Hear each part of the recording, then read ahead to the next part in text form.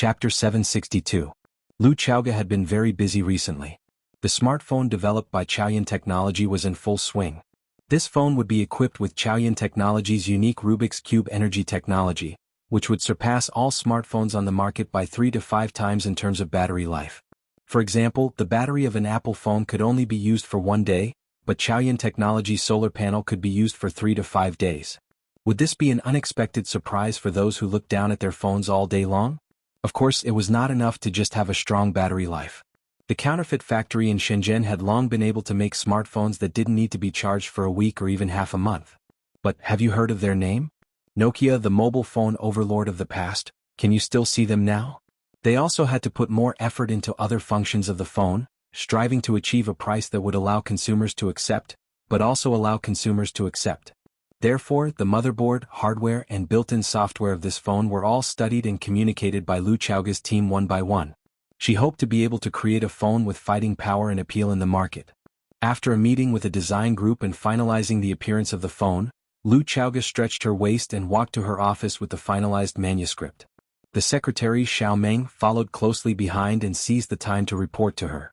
She said, "Chairman Lu, when you were in a meeting, Wanda Energy's president Zhang came to visit. I said you didn't have time today, so I helped you decline. Longtu Group's president Jiang called. I said you were in a meeting and asked if you needed to call her back. She said no, and Mr. Fang also called." Lu Chaoge's footsteps didn't stop. She walked straight into her office, sat down on the office chair, and took a big sip of the black tea that was just the right temperature. She looked up at Xiao Meng standing in front of her and said, "Fang Yan?" "It's Fang Yan, Mr. Fang," Xiao Meng said with a smile. "He said that no one answered your phone, so he asked me if you were busy." Lu Chaoge took out her phone from the drawer and there were 2 missed calls. Fang Yan's number was displayed on the phone. "What did he say?" Lu Chaoge asked while playing with her phone. "He didn't say anything. I said you were in a meeting and he said he wanted to treat you to dinner tonight." Lu Chaoge looked at the time on her phone and said, "What's next?" "There will be a meeting in 10 minutes. Xiao Meng opened the notebook in her hand and said, "It's a meeting about the energy industry." Yan Yunlin, the deputy director of the National Department of Energy, invited Chairman Lu to attend. Thinking of the old man who always looked at her chest with his triangular eyes, Lu Chaoge's mood became bad. Although that man couldn't do anything to her, she didn't like his gaze. You can't scold people just because they looked at you a few times, right? If that was the case, what she had to do every day was to scold people desperately. Lu Chaoge's cold face and voluptuous body had indeed caused her a lot of trouble, especially during business negotiations. The other party's gaze was always on her face, and it was only under her repeated reminders that the progress of the project could continue to move forward. "Let Qin Shi attend the meeting on my behalf." When Lu Chaoge thought of this, she immediately made a decision.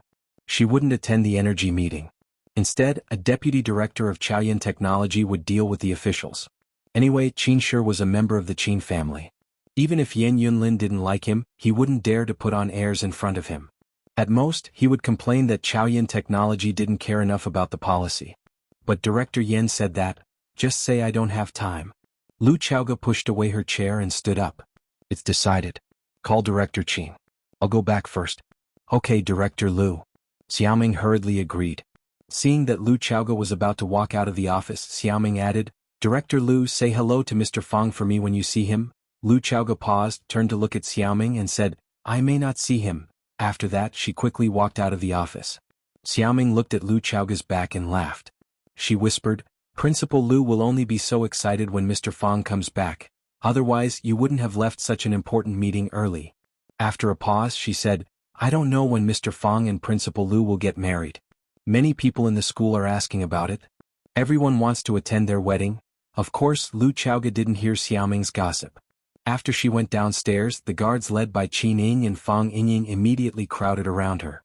Fang Yingying was bragging to Qin Ying, saying that he was the 3rd master of Swallow Fort, and that he was the best after Fang Yan and Yi Rou, and that he was the face of the Prince Charming team of Swallow Fort. Such stupid words that no one would believe. Seeing Lu Chaoge coming downstairs, he suddenly jumped up and rolled in front of Lu Chaoge like a ball, saying, "Sister, where are we going now?" Lu Chaoge glanced at Fang Yingying and asked, "Did Fang Yan call you?" "No." Fang Yingying looked confused. "Is Junior Marshal Uncle back to Huaqing?" "Maybe." Hearing Fang Yingying's answer, Lu Chaoge's mood inexplicably became happy. After Fang Yin returned to Huaqing, he didn't call Fang Yingying but only called her and even said that he wanted to treat her to dinner. Junior martial uncle is too much, he didn't even call me when he came back. Fang Yingying immediately acted very sad and indignant. If Sister Lu didn't tell me, I wouldn't have known. Where is he now? Sure enough, after Fang Yingying said that, Lu Chaoga's mood became even happier. Maybe at home, Lu Chaoga said. When Fang Yin returned to Yanjing, he left Fang Yingying and Fang Haohan in Huaqing. Fang Yingying stayed by Lu Chaoga's side, while Fang Haohan volunteered to go to Du Qing's side to protect Li Ya. Fang Yingying was lively and jumpy, and his way of doing things was very similar to Fang Yan's. One who stays close to ink will be stained black. Therefore, when Lu Chaoga saw Fang Yingying, she always felt very close and even liked this chubby big boy a lot. Then are we going home now? Fang Yingying asked with a smile. Lu Chaoga nodded and said, home. The group of people went back in 3 separate cars. The cars stopped in front of the villa, and Fang Yingying ran over to help open the door. Lu Chaoga got off the car and saw that the villa's house was lit. Lu Chaoga's face didn't change, but there was a romantic feeling in her body. She deliberately suppressed her excited steps, and tried to walk slowly and naturally, just like before. Opening the door of the living room, she saw a man wearing an apron busy in the kitchen. There were already several dishes on the dining table in the dining room: scrambled eggs with tomatoes, braised trout, shredded pork with bamboo shoots, and cordyceps duck soup. They were all her favorite dishes, and it looked like the dinner was very sumptuous. Lu Chaoga walked behind the man and said, "Let me do it?" Fang Yin turned around, looked at Lu Chaoga, smiled and said, "That won't do. I've already said that I'll treat you to dinner tonight. Besides, you work so hard and I get so much money every year, but I idle around all day and do nothing. Isn't it natural to make a meal for you to please our big boss?" Lu Chaoga raised the corner of her mouth and said, "It's not like you did nothing. If it weren't for you, there wouldn't be the current Chaoyin technology. Even if it weren't for me, there would still be Chaoyin technology." Fang Yin poured the eggplants into the oil pan, letting them sizzle as they were soaked in the oil. He looked at Lu Chaoga with a serious face and said, "The Rubik's Cube was left to you by your parents, no one can take it away. With the Rubik's Cube there will be Chaoyin technology." Lu Chaoga knew that Fang Yin wasn't willing to accept her gratitude, so she looked at Fang Yin and said, "How are Grandpa and Auntie's health?" Fang Yin shook his head and said, "My mom's health is fine. She grows vegetables and reads books every day, and even goes to my dad's grave to talk to him for a while. I didn't think they had such a deep relationship before, and I rarely saw them talk to each other. It wasn't until my father passed away that I realized that the feelings of their generation were all hidden in their hearts. Once it's shown, it's like a huge flood, stunning people. I'm so envious." Lu Chaoga also sighed. She thought to herself, if the feelings of their generation were like this, what about the feelings of our generation? My feelings for you, are they hidden too deeply? So deep that even a smart person like you can't see through them? What's there to be envious about? Fang Yin smiled bitterly. My dad is already gone. The more my mom misses my dad, the harder her life will be. I'm afraid that her body won't be able to take it. Right now, I hope that my mom's feelings for my dad will fade a little so that she can start a new life. You're not a fish, how can you know the happiness of a fish? Lu Chaoga said softly. It seemed like she was explaining something for Fang Yan's mother, but also for herself. Even if that person isn't by your side and you have nothing to rely on in your heart, you have to live with some spirit. At least there's someone in your heart and you're willing to live for him. Fang Yin sighed heavily in his heart, then said with a smile, I might get married. Chapter 763. The air seemed to have frozen, only the crackling sound of the eggplant could be heard. After a long silence, just as Fang Yin was about to say something to break the silence, Lu Chaoga spoke first. She looked at the eggplant in the pot and said, Quickly turn the pot, it's going to burn. Fang Yin quickly turned around, picked up the spatula and began to cook. Lu Chaoga looked at Fang Yan's back and said, I'm a bit tired, I'm going to take a shower upstairs. Okay, come down to eat later. Once this braised eggplant is done, we can eat. Fang Yin waved the spatula and poured the chopped green onions and green peppers into the pot, while speaking with his back facing Lu Chaoga. I'll be down soon, Lu Chaoga said softly. After turning around, Lu Chaoga's face became gloomy, and her eyes lost the attractive luster when she just came back. Returning to her room on the second floor, Lu Chaoga closed the door and locked it. She pulled all the curtains on the window tightly, making her room an independent dark world. She took off all the clothes on her body, took off her underwear and panties, and just like that, she walked into the bathroom naked. Splash! She turned on the faucet, and the natural hot spring water of the perfect temperature poured down. Lu Xiaoga stood under the faucet, allowing the water droplets to hit her head and body. Her skin was so white, her skin was so tender, her chest was so full, her thighs were so full, her body was so perfect, there was no flaw on her body. She must be God's favorite child because when God made her, He added 100% beauty and 100% wisdom. However, this didn't make her mood a little better. She felt very depressed, as if there was a big stone pressing down on her. She felt that her heart was very uncomfortable. This kind of uncomfortable was indescribable. When she was still a young girl, she was able to face the person who killed her parents every day without revealing any flaws. She was able to manage thousands of students in a school, and she was able to develop an energy company that had been established for less than 5 years into a billion-dollar market. However, she just couldn't handle her feelings well. This was truly torturous. It made people toss and turn, it made people feel pain and entangled. Originally, she thought that her heart was already dead, but since when did she regain a new passion? Perhaps it was from the first day he met Fang Yan. What are you doing? No. Let's talk this out. Don't be rash. Even if you're impulsive, you can't beat me. Do I look like an idiot? No, you look delicious. It was the first time that the man she hated so much had displayed such amazing talent. That mean, black-bellied, arrogant guy who did not even put her, the vice principal, in his eyes, but he was able to stand up for her when she was in the most dangerous and helpless situation. Everything she had today was given to her by Fang Yan. Without Fang Yan, she would have been dead a long time ago. She knew very well that she was no match for Jiang Zhulu and Qiang Long Tan. She knew even more clearly that they were no match for the willow tree and the Lu family behind it. Apart from them, there were other enemies that were eyeing them from behind. They opened their bloody mouths and could pounce on them at any time. Fang Yan said that she had nothing to do and was idle all day. How could it be like this? If it wasn't for him, would Shangxin be willing to be a chess piece that was controlled by them? Would Lu Shu be willing to be a mad dog that could pounce on anyone at any time? And how could an ambitious man like Lan Shanggu tolerate himself taking orders from a woman? However, even if she lost everything, she wouldn't feel too bothered. She was ambitious but not blinded by benefits. She wanted to build a giant commercial ship, but she was willing to give it to Fang Yan. Her dream back then was to be a good teacher and a good principal who could nurture more outstanding students. That was all. If Fang Yan didn't need her anymore, what was the point even if she had the world? In the past I lived for Fang Yan.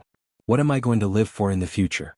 Lu Xiaoga thought to herself, I want to be the best person in the country, the best person in the world. But I will still be alone. Blat. The water droplets hit Lu Xiaoga's face and body, as well as her slightly cold heart. When Fang Yan told her that he was going to get married, he actually wanted to tell her that she shouldn't wait for him anymore. He was going to get married. He was being kind, but she didn't need to appreciate his kindness. I like you, but you don't want me to like you. Can I still like someone else? After Fang Yan finished eating, he removed his apron, washed his face and hands, and sat at the dining table to wait. When Fang Yingying sneaked in, he almost drooled when he saw the table full of food. His eyes were red as he looked at Fang Yan, sat down in front of him and said, Junior Marshal Uncle, you're finally back. You've been gone for so long without any news, I'm always worried that something might have happened to you. Smack. Fang Yan hit Fang Yingying's hand with his chopsticks and said, Get out. Fang Yingying's hand was red, but he still insisted on stuffing a piece of braised eggplant into his mouth and said with a wronged expression, There's so much food, you two can't finish it. Fang Yan sighed and said, We need to talk about something. It's okay. I'll eat, you guys talk, I won't disturb you. Fang Yingying wanted to reach out his hand to grab more food. Seeing Fang Yan looking at him with a playful expression, Fang Yingying felt a bit guilty and pulled his hand back. He said, I'll go out to eat, the food outside is also delicious. After saying that, he lifted his butt and ran out. Fang Yan sighed and waited for Lu Xiaoga to finish bathing and go downstairs to eat. Lu Xiaoga took a long time to bathe this time. After half an hour, she came downstairs to eat in a white set of home clothes. She sat across from Fang Yan and took the initiative to help Fang Yan fill a bowl of cordyceps soup. She said, Have a bowl of soup first, it's a southerner's habit. Fang Yan took the bowl of soup and took a sip. He said, It's rare to have such an authentic soup when I go back. Fang Yan's mother was a southerner, so she was good at making soup. Fang Yan's cooking skills were learned from his mother. However, he didn't have many meals at home since he went back to Beijing, so he didn't have many opportunities to drink authentic soup. If you were in Huaqing, I'd make soup for you every day. Lu Chaoge lowered her head to drink the soup and said casually. Fang Yin squinted his eyes and smiled. He said, I'm always busy with all kinds of things. It's not easy to stay in one place for a period of time. If you were in Huaqing, I'd make soup for you every day, Lu Chaoge repeated. Although the words used in the two sentences were similar, the meaning expressed was very different. Fang Yin nodded and lowered his head to drink the soup. Our phone is almost ready. This is Chao Yan's first phone. Recently, the people in the company have been giving this phone a name. Some say Huamiao, some say Chao Yan, some say Taiyang, and some other weird names. Do you have any suggestions? This. Fang Yin put down his chopsticks and thought for a while. He said, I can't think of a better name in such a short time. You're better at this kind of thing, so I'll let you decide. The model of the phone has been decided. I'll get someone to bring the prototype to you after the assembly is complete. Okay. I'll try it first. Chao Yan's other businesses are developing well, and the supply of energy products is not meeting the demand. Lanshan Valley and Willow are taking in more and more goods. Will it be dangerous? Don't doubt the people you use and don't use the people you doubt, Fang Yin said with a smile. Let them be the vanguard. Anyway, the technology is in our hands. It's just that we have to give priority to the Qin family. After all, the Qin family is our major shareholder. I think so too, Lu Chaoge said. Jiang Shangxin is very interested in controlling the Longtu group. She has also shown the wisdom and ruthlessness that a member of the Jiang family should have. Fang Yin nodded and said, when the Jiang family rejects her, we'll use her. When the Jiang family accepts her, we'll replace her. I believe that you'll be able to control the degree. Do you think she can still return to the Jiang family? The Jiang family? Fang Yin thought for a while and said, I don't dare to say for others. If the old fellow from the Jiang family personally talks to her and treats her to a bowl of dumplings that he made himself, maybe she'll change her mind? After all, her surname is also Jiang. But her father, that was done by Qiang Long Tan and Jiang Zhulu. Her hatred might have been exhausted by the Jiang family. You don't trust her? Fang Yin looked at Lu Chaoge, who was sitting opposite him, and said, apart from you, it's very hard for me to trust anyone else. Lu Chaoge lowered her head and finished the soup in her bowl. She wiped the corners of her lips with a napkin and looked at Fang Yin, who was sitting opposite her. With an extremely sincere and serious tone, she said, Me too. We trust each other. Fang Yin said with a smile. You should drink some wine. No, I'm different from you. Lu Chaoge looked at Fang Yin with bright eyes and said. Fang Yin looked into her eyes. He was a little expectant, but more than that, he was afraid. He knew what she wanted to say. He understood this woman. They could even say that they were friends who had gone through life and death together. He saved her life, and she did not hesitate to give him the commercial aircraft carrier that she had painstakingly built. I'm different from you. Lu Chaoge looked at Fang Yin and said. Apart from you, it's very hard for me to fall in love with anyone else. Chapter 764. Apart from you, it's hard for me to fall in love with anyone else, Lu Chaoge said seriously. It seemed that in her heart, there was nothing more serious and important than this in the world. She confessed. Was this a confession? In the end, she still said it. Although she knew that it wouldn't end well after saying it out, her depressed mood was relieved a lot. The big stone in her chest shifted a little, at least she could breathe normally now. However, after she had done this, her heart was filled with guilt. She put down the chopsticks in her hand, like a child who had done something wrong. She looked at Fang Yin, who had a gloomy expression, and said, I know I'm being selfish by doing this. You purposely rushed to Huaqing, especially made such a sumptuous dinner, and then told me that you're getting married. I already understood what you meant. I'm not stupid, and I'm a very scheming woman, right? I know you don't want to hurt me, you don't want to make me wait for too long, you want to solve this problem in a relaxed and casual state. Yes, I have to admit, I've become a problem in your heart. It's not like that, Fang Yin wanted to explain. Fang Yin, just like how you understand me, I also understand you. Lu Chaoge interrupted Fang Yan's words. Her feelings were actually the same as Fang Yan's. Fang Yin didn't want her to get hurt, and she also didn't want to put Fang Yin in a difficult position. You know my feelings for you, so you've been avoiding talking about it.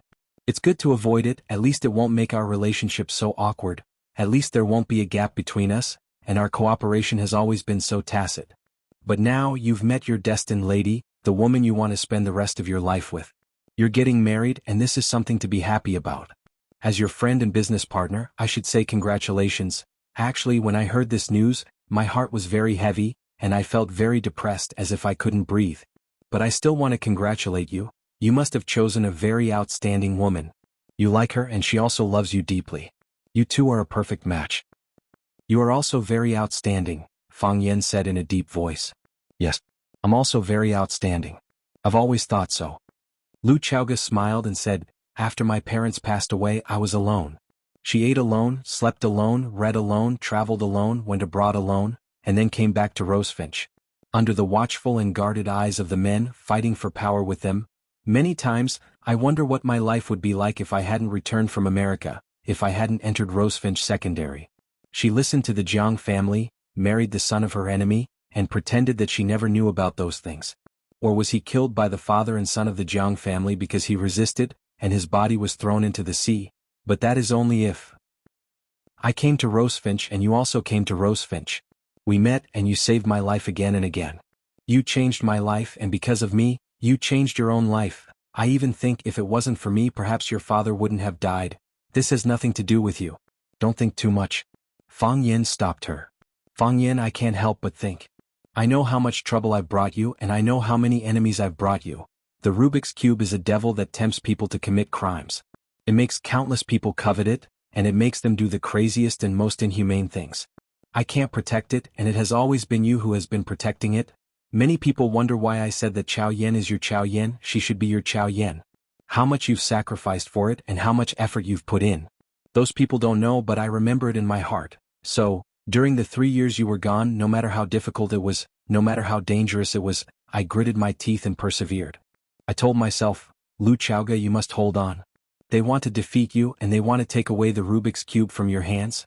This Rubik's Cube is not only the blood and sweat of your parents, but also the blood and sweat of Fang Yan because they've sacrificed too much for it. Before I met you, my biggest dream was to avenge my father. I've been looking for an opportunity to let the father and son of the Jiang family get what they deserve, but I know better than anyone that I'm no match for them. If I show even the slightest flaw, I might be killed by them. Do you know? I've even prepared to accept Jiang Zhulio's proposal. Because only then I can have the chance to do what I want to do. And only then can I let down the Jiang family's guard against me. Can you understand that? I've endured that kind of vigilant gaze every day as if they're guarding against a thief, for more than 10 years. Every day, every year it's the same. In fact, I've already given up all hope. I know it's hard for me to fight against the father and son of the Jiang family, but at that time you appeared. You gave me the courage to refuse, and you also gave me the hope to avenge my parents, and indeed you helped me do it. You may not be able to imagine how happy I was when Qiang Longtan and Jiang Zhulu got the punishment they deserved, when the part of Longtu group that originally belonged to my parents returned to me, because it meant that my parents could finally rest in peace in the underworld. They could finally heave a sigh of relief, close their eyes quietly and rest for a while. When they saw that I was living in my enemy's house, they must have been so worried that they couldn't sleep well, right? Fang Yan, I'm 29 years old this year. If I can only live to 60 years old, I've already lived half of my life. The first half of my life I lived for revenge, but what am I going to live for in the second half? In the past, I thought that I wanted to build an economic empire for you, and I wanted you to have the strength to fight against any enemy. No matter if your opponent was the Jiang family or any other family, Chao Yan would always be your strong shield. I wanted Chao Yan Technology to become the world's #1 energy company, and I wanted you to become the richest man in the world. I thought I could do it and I never dared to slack off. Because this is what I promised you, so I must do it. Actually, you don't have to do that? You don't have to work so hard? Lu Chaoga smiled bitterly and shook her head. Fang Yan, apart from this, what else can I do? My parents are gone and my aunt is also gone. I don't have any relatives in this world and even my friends are pitifully few. Tell me, what should I live for? People have to do something when they're alive, right? They have to have some spiritual support, right? Don't worry, I'm not telling you this to make you change your mind. Lu Chaoga had a slight smile on her face as if she was laughing at herself for saying such words and doing such things. When a man told you that he was going to get married, she jumped out and said that she liked him, loved him, sacrificed so much for him and was pitiful and lonely. This kind of behavior was really unforgivable. I've said it before, the woman you choose must be an excellent woman, and it must be the woman you love deeply. No matter what, I still want to say my blessings to you. Fang Yan, I hope you will be happy and blessed. Thank you, Fang Yan said gratefully. But, since I said such words and did such things that are hard for people to accept and understand, I still want to ask, I know that if I don't do this I may not have another chance in the future. Is this the last time I ask you to stay? Or is it an attempt? No matter what, Fang Yan, I want to ask you, do you like me? If it's possible, I think it's good for us to get married. You can focus on what you like to do and you can pursue the martial arts you want. I'll take care of your business, give birth to a few children, clean up your house. We can live here or we can buy a bigger house. I know what kind of food you like to eat, I know what kind of flavors you like, I remember every single one of them. We can live together, not alone. Alone after work, alone for dinner, alone for TV, alone for sleep, alone for wake up, alone for shopping, alone for couples accessories. Chowga. Fang Yan tried very hard to open his mouth but he didn't know what to say. Say, okay, let's get married, get off work, eat, watch TV, sleep, get up, go shopping together, buy couples accessories together. Say, let's get married, you'll give birth to my children, clean up my house and take care of my life and make me the happiest man in the world. Or say nothing, walk over and hold her tightly in his arms.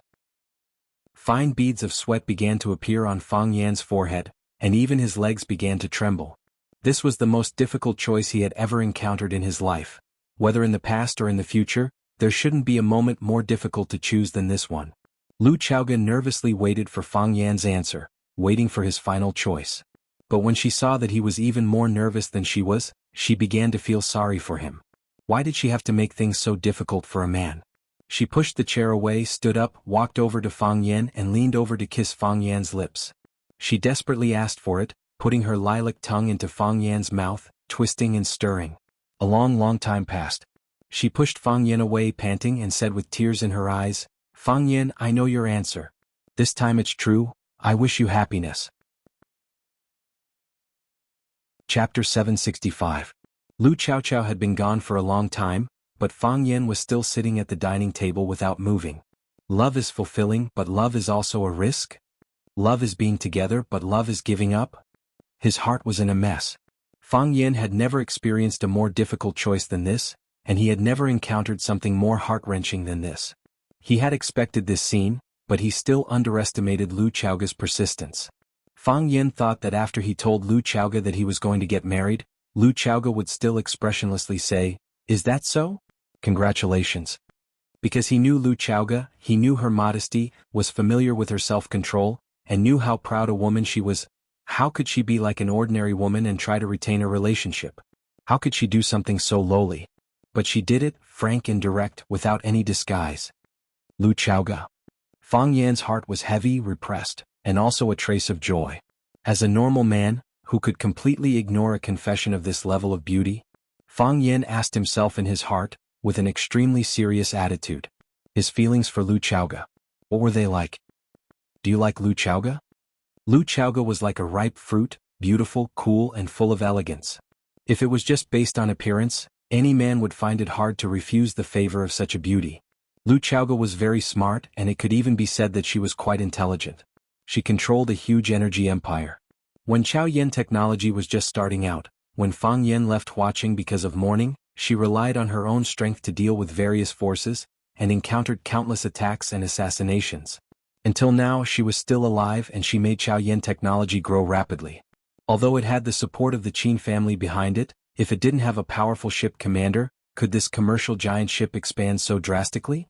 Lu Chaoga was not weak. Perhaps in many people's hearts she was known as a schemer. It was also for this reason that he had some conflicts with Fang Yan back then. Fang Yan felt that he was being used, so he rationally distanced himself from the relationship between the two of them, positioning Lu Chaoga as an ordinary friend or business partner. But did he do it? Could he accept Lu Chaoga's selfless sacrifice as a matter of course? Could he take everything she gave him without any scruples? Tangible assets or intangible power? Could he simply and crudely close his eyes and ignore Lu Chaoga, who was living a lonely life? Apart from herself, she had no other relatives in this world. Not even a single friend. If he pushed her away, what would happen to Lu Chaoga in the future? Could she still live as usual? Could she still live? The sweat on Fang Yan's forehead increased and became denser. He clenched and unclenched his fists, loosened and clenched them again. He couldn't do it. Fang Yan couldn't take it for granted, couldn't be unscrupulous, couldn't be simple and crude, and couldn't let Lu Chaoga live alone, like an orphan. Whoosh! Fang Yan suddenly pushed the chair away and stood up. He strode toward the stairs, his speed getting faster and faster.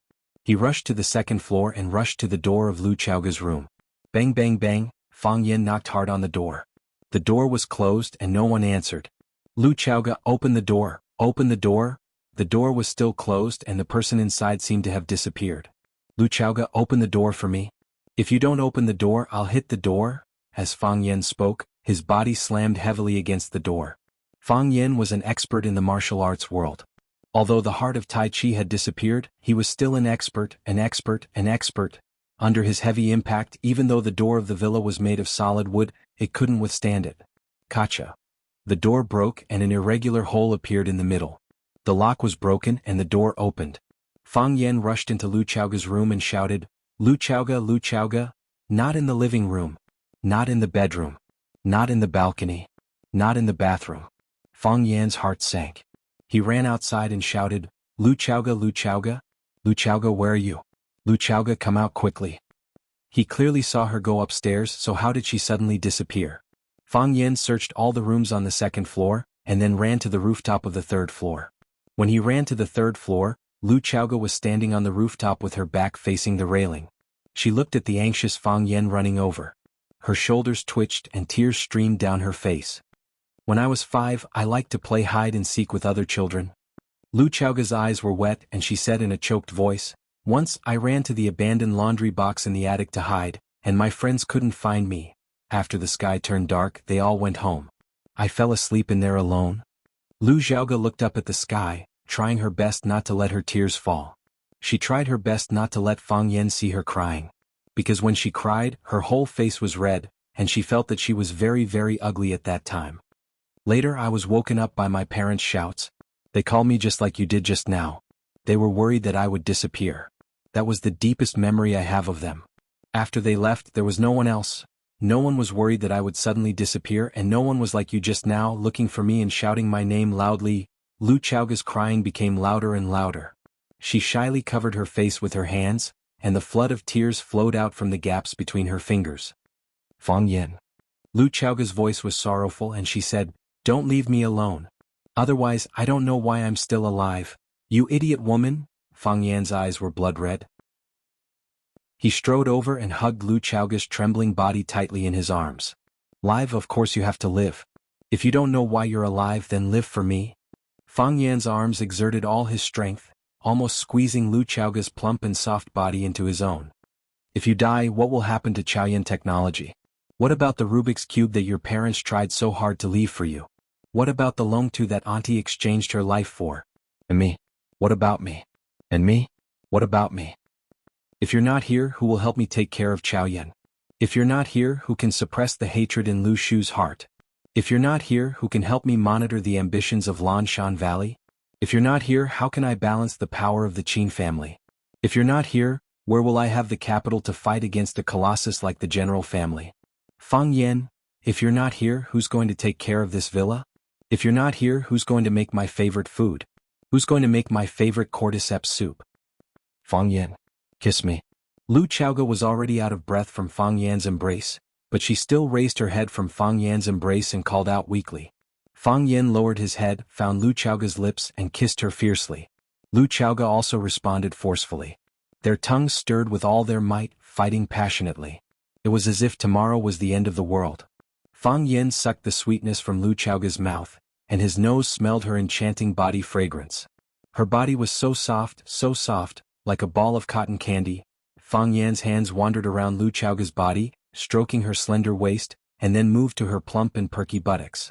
Because he didn't have much experience, and subconsciously felt that this was a very attractive part. So he rubbed it very hard, almost crushing Lu Chaoga's buttocks. Lu Chaoga's body temperature was also rising. She didn't feel any pain at all, she felt like she was about to melt. Her legs had no strength, so she hooked her arms around Fang Yan's neck, letting Fang Yan bear all her weight. Her mouth was still blocked by Fang Yan's and their tongues were entangled. Her breath was heavy, emitting a fragrant smell and seductive moans. The sound was longer and longer, and each time more painful than the last was the best aphrodisiac in the world. Because of the excessive passion, the sea of qi in his dantian once again burned. First it was a little bit of starlight, then it became a prairie fire, turning into a vast sea of fire. Fang Yan's face was flushed, his mouth was dry, and he felt like his body was about to explode. He wanted to conquer, he wanted to release, he wanted more softness. Fang Yen suddenly picked up Lu Chaoga's body from the ground, took 2 steps forward, and then pressed her back against the railing on the roof. His hands were no longer satisfied with patrolling her back, he began to attack the front. Rip! He crazily tore the coat on Lu Chaoga's body, the thin fabric was torn to pieces without any resistance. Lu Chaoga's delicate shoulders were exposed, and her snow-white breasts that were bound by her black underwear were also exposed. The black gauze tightly wrapped the 2 softness, and the black ribbon outlined them into the world's most perfect figure. They were high and swollen, proudly displaying their extreme seduction, even if they wanted to reject it. This large mass of snow-white tenderness stimulated Fang Yan's blood. He let out a roar that sounded like a wild beast seeking a mate. The sky was dark. When Yu Yer, who had just revealed a corner of her face, saw this scene, she quickly pulled a cloud in front of her to cover her blushing face. Chapter 766. Women often scolded men as animals that thought with their lower bodies. Women would tell countless lies in their lives, but this sentence was absolutely true. However, one thing that needed to be corrected was that most men were animals that thought with their lower bodies, except for those old people who had lost their sexual ability. The fire was burning and the desire was roaring. Fang Yan's body temperature was getting higher and higher, and his face was getting redder and redder. Even his body had begun to emit a hot smoke. His body and forehead were dripping with sweat, and his hair and clothes were already soaked with sweat. Lu Chaoga, who was being pressed against the railing by Fang Yan, finally noticed Fang Yan's abnormality. She hugged Fang Yan's head that was buried in her chest and asked anxiously, "Fang Yan, what's wrong with you?" "Fang Yan, hot." Fang Yan's voice was dull, and his tone carried a scorching heat wave. She didn't notice it when she was under the control of lust, but now that she was sober, Lu Chaoga felt a burning pain in her body, as if a red-hot iron was tightly attached to her skin. Her skin was tender and white, especially her chest, which was softer than the softest dough and whiter than the whitest snow. However, after Fang Yan's rough and somewhat violent torment, squeezing, twisting and burning, her body had already turned green and purple. It looked as if Fang Yan had a penchant for SM, and the beautiful woman at home had just suffered inhumane torture. "Fang Yan, are you okay?" "Let me see." Lu Chaoga wanted to push Fang Yan away, wanting to see what had happened to Fang Yan. But no matter how hard she tried, she couldn't push Fang Yan away. How could her strength be compared to Fang Yan, who had already fallen into a state of madness? While she was pushing Fang Yan with all her might, Fang Yan desperately moved his body closer to hers. He was a piece of burning coal, and Lu Chaoga's body was the glacier that he longed for. Demand. Desperately searching for more. Fang Yan's body knew what it needed, and he was working hard to find it. In this way, Lu Chaoga had to work harder and harder. She couldn't hold down Fang Yan's head. She couldn't push Fang Yan's body away. Her clothes were torn to shreds by Fang Yan. His shirt had long since fallen off without a trace, and the pants underneath were also in shreds. It was difficult to conceal the most private and most enchanting sight. The strap of the black underwear had been torn off because Fang Yan didn't know how to untie it. In other words, he didn't have the time to look for the buttons at the back. With a flick of his finger, the extremely flexible shoulder strap snapped. The broken elastic strap rebounded and hit her smooth and fleshy shoulder, leaving a clear red mark. It wasn't very obvious, and it was difficult to find without light. Fang Yan, Lu Chaoga had already confirmed that something had happened to Fang Yan. She was very worried and hugged Fang Yan's body tightly. She shouted anxiously, "Fang Yan, calm down. Fang Yan, don't be impulsive." Because of the current state of the two of them, Lu Chaoga didn't dare to stop them loudly or ask for help. She could only try to lower her voice to comfort Fang Yan. If the bodyguards in the courtyard were alerted and Fang Yingying and Qining ran over, she wouldn't have the face to see them. "Fang Yan, where do you feel uncomfortable? Tell me you feel uncomfortable there, hot." Fang Yan's voice was dry and hard, as if it was very difficult for him to spit out the word. Right now, Fang Yan was indeed in a very difficult and painful situation. The sea of qi in his dantian spun wildly and turned into a black hole. The large burning sea of fire turned into a fire hole. The fire didn't stop but rolled up the black hole and continued to burn. It was as if the whole black hole was burning and burned into a red hole. It was as if it could burn through the sky, burn through the sea, and burn people's stomachs out of sight. Fang Yan now felt the burning pain in his stomach. It was 100 times more painful than being pricked by a needle or being stabbed by a knife. It was a continuous pain, and the pain was increasing exponentially. The next pain was always more painful than the previous one. What was worse was that it wouldn't make you feel numb or numb. It was always there, burning your flesh, your bones, every drop of blood and oil in your body. Fang Yan. Lu Chaoga knew that Fang Yan was in pain and asked anxiously, "What can I help you with? I'll get you some water. I'll take you to a cold shower. Your body is very hot, it will burn." Fang Yan didn't seem to hear what Lu Chaoga said. He was just doing what he wanted to do according to his most primitive and wild will. He had already torn off Lu Chaoga's underwear. The silk underwear was simply too fragile. Even if he didn't use any strength, it would still be easily torn to pieces. Lu Chaoga's body was already without any protection. In the process of Fang Yan's persistence, she also understood what Fang Yan needed right now. She stopped struggling and twisting. She just stretched out her arms and gently hugged Fang Yan in her arms. "Fang Yan, if you want, I'll give it to you," Lu Chaoga said in a low voice. Some things, if the direction was wrong, the more you tried, the worse it would be. For example, the current Fang Yan. Fang Yan was a virgin. He was a virgin.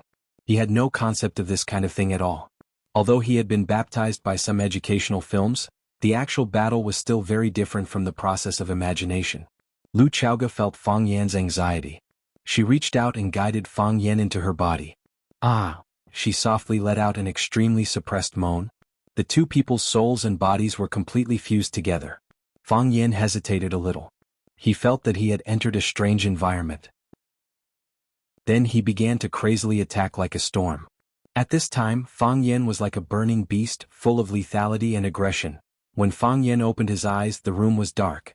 Only a glimmer of light from the gap between the curtains proved that it should be daytime at this moment, and not night as he imagined. Fang Yan opened his mouth, but no sound came out. He felt that his throat was filled with sand. Every time he said a word, those words were absorbed by the sand, and he could not spit them out. Fang Yan wanted to get up, but found that all the bones in his body had been removed and cleaned. It was sour, painful, and had a different lubricating feeling than before. He climbed up with difficulty and pulled a pillow to lean against his back. Then he tried hard to recall what happened last night. Lu Chaoga disappeared, and I went everywhere to look for her. Fang Yan remembered this scene very clearly. He could even remember his anxiety at that time. She was on the rooftop and I hugged her. I seemed to have taken off her clothes and I kissed her chest. Her chest was very white and her breasts were very big. My body was getting hotter and hotter as if my body was about to explode. Creak! The door of the room was gently pushed open. Fang Yingying tiptoed in, closed the door and turned around. His eyes met with Fang Yan, who was sitting on the bed. Fang Yingying's expression was strange, and then he rushed over with a face full of surprise, hugged Fang Yan and cried, "Junior Marshal Uncle, you finally woke up. I was worried to death. I was really afraid that you would never wake up again. If that was the case, how would we live? I was also afraid that after you woke up, you would become a vegetable and you would need someone to take care of you. Fang Haohan is stupid and lazy. He definitely wouldn't be able to do such a thing. At that time, the responsibility of taking care of you would fall on me alone. You say, why is my life so bitter?" Fang Yan stared straight at Fang Yan and said, "I slept for a long time." "Not very long." Fang Yingying wiped his tears and said with red eyes, "I only slept for 3 days." 3 days? Fang Yan's head began to ache. He thought it was something that happened last night. How did he sleep for 3 days? In these 3 days, what happened? "Yes, you slept for 3 days. We were all worried. Junior Marshal Uncle, don't be anxious. We can take our revenge slowly. I know that you are under a lot of pressure. I know that you want to avenge the family head as soon as possible. I know what the heart of Tai Chi means to you, the disappearance of the heart of Tai Chi. We are even more anxious than you are. But you must stay calm. You are the head of our Fang family. The head of the family is no longer here, and the teacher hasn't returned. If something unexpected happens to you, how can the teacher and my mother's bodies bear it? Our whole family, we've all broken up. Without you, would the Fang family still be the Fang family?" Fang Yan looked at Fang Yingying with dull eyes and said, "Is my situation very serious?" "Very serious." Fang Yingying nodded very seriously. "When we saw you, you were lying there naked. Look at your eyebrows, your beard, they were all burnt. Your hair was standing up, like a roasted hedgehog. I was really scared at the time. I thought that you had gone mad from practicing. Junior Marshal Uncle, the heart of Tai Chi is all about naturalness. Don't forcefully touch it, otherwise you will be harmed." Where did you see me?" Fang Yan asked in a low voice. This was the question he was more concerned about. "On the balcony of the 3rd floor. Fang Yingying looked at Fang Yan thoughtfully and said, "Junior Marshal Uncle, This time's explosion was even more powerful than last time. Last time you only blew up your own clothes, this time you blew up Sister Lu's clothes. Chapter 767. Fang Yingying didn't notice the change in Fang Yan's expression. The more he spoke, the more excited he became. Junior Martial Uncle, did you realize something again? Did your heart of Tai Chi come back to life? I knew it. Last time it was because of the resonance with Mr. Music Addict's music that your clothes exploded. Is this the same as last time? Where did you and Sister Lu resonate? After a pause, Fang Yingying looked at Fang Yen with a puzzled expression and said, Junior Martial Uncle, why are you looking at me like that? What kind of expression should I look at you with? You just recovered from a serious illness and just woke up. Shouldn't you be very happy and excited to see me, your only family? I'm very happy. Fang Yen nodded and said, That's good. Fang Yingying was relieved and continued his path of seeking death.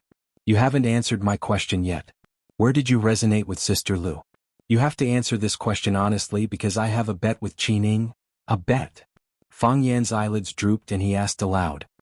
Yes, I said that Junior Martial Uncle must have realized something about life and nature when he was talking with Miss Lu. That's why the sudden explosion happened. Not only did his clothes explode, but Miss Lu, who was standing with you, was also affected. Qining said there was more to this matter. It was definitely not as simple as the heart of Tai Chi coming back to life. I asked him what the secret was, but he couldn't tell me clearly. Fang Yen looked at Fang Yingying and asked in a hoarse voice, Fang Yingying, what do you want to know? I don't want to know anything. Fang Yingying's expression stiffened and he said, Junior Martial Uncle, you and Miss Lu, are you okay? Fang Yen was silent. Fang Yingying was a very smart man. He must have guessed something. The Jews say that there are 3 things which cannot be concealed: a cough, poverty, and love. The more you hide it, the more obvious they will be. The more you want to stop coughing, the more you will cough. The relationship between Fang Yen and Lu Chaoge was like a coughing fit that the two of them were desperately trying not to expose themselves.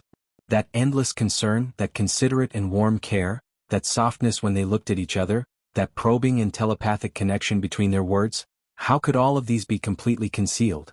Fang Yingying could see it, Qining could see it, and so could the others. Lu Chaoge visited Lu Gong several times a year with a whole team of guards. Didn't those people have any doubts? What about her? Fang Yen asked. After he woke up, he didn't see Lu Chaoge. Did something happen to her too? Sister Lu went to the company early in the morning. She's been very busy lately. I was supposed to go out with her, but she asked me to stay and watch over you. She said to call her as soon as you wake up. Sister Lu works very hard every day. She works very late every day before coming back. Fang Yen nodded. He could understand the intensity of Lu Chaoge's work. She was the one in charge of the huge Chaoyan technology. Although the Qin family also sent a large number of elites, they were still the elites of the Qin family. She had to use their abilities and guard against their ambitions. How to balance the two was a very difficult thing in itself.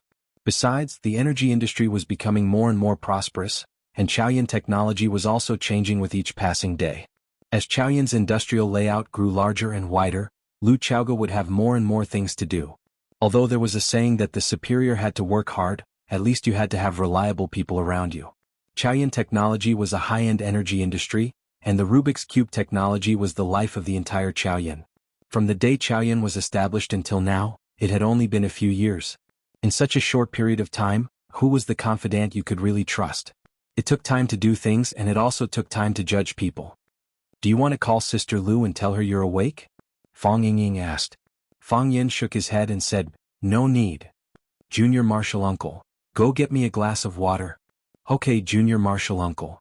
Fang Yingying trotted to Fang Yen and poured a glass of cold water. Fang Yen took the glass and drank it in one gulp.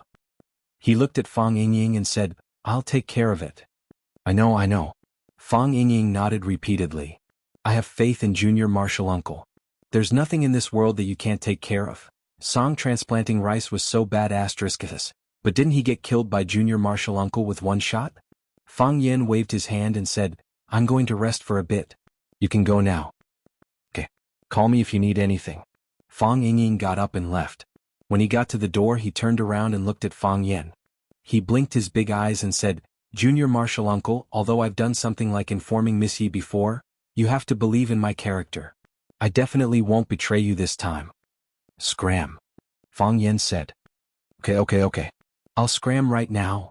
Fang Yingying turned around and ran away like a fat rabbit. Fang Yen put the cup of water on the bedside table and began to think of a solution to this matter. I should talk to her first, Fang Yen thought. When Fang Yen heard the car outside, he knew that Lu Chaoge was back. He got up from the bed and peeked through the gap in the curtains. Fang Yingying ran like a lackey to help open the door. Lu Chaoge, who was wearing a silver uniform, came down from the RV. She first stretched out a foot, then her slender, plump and beautiful leg. Her hair draped over her shoulders, and the tail of her long hair formed a phoenix tail shape. Her facial features were delicate and flawless, her skin was as cold as snow, and the tailored uniform cleverly outlined her curvaceous body. She was charming and had an excellent temperament. This woman, Fang Yen thought. She became her own woman.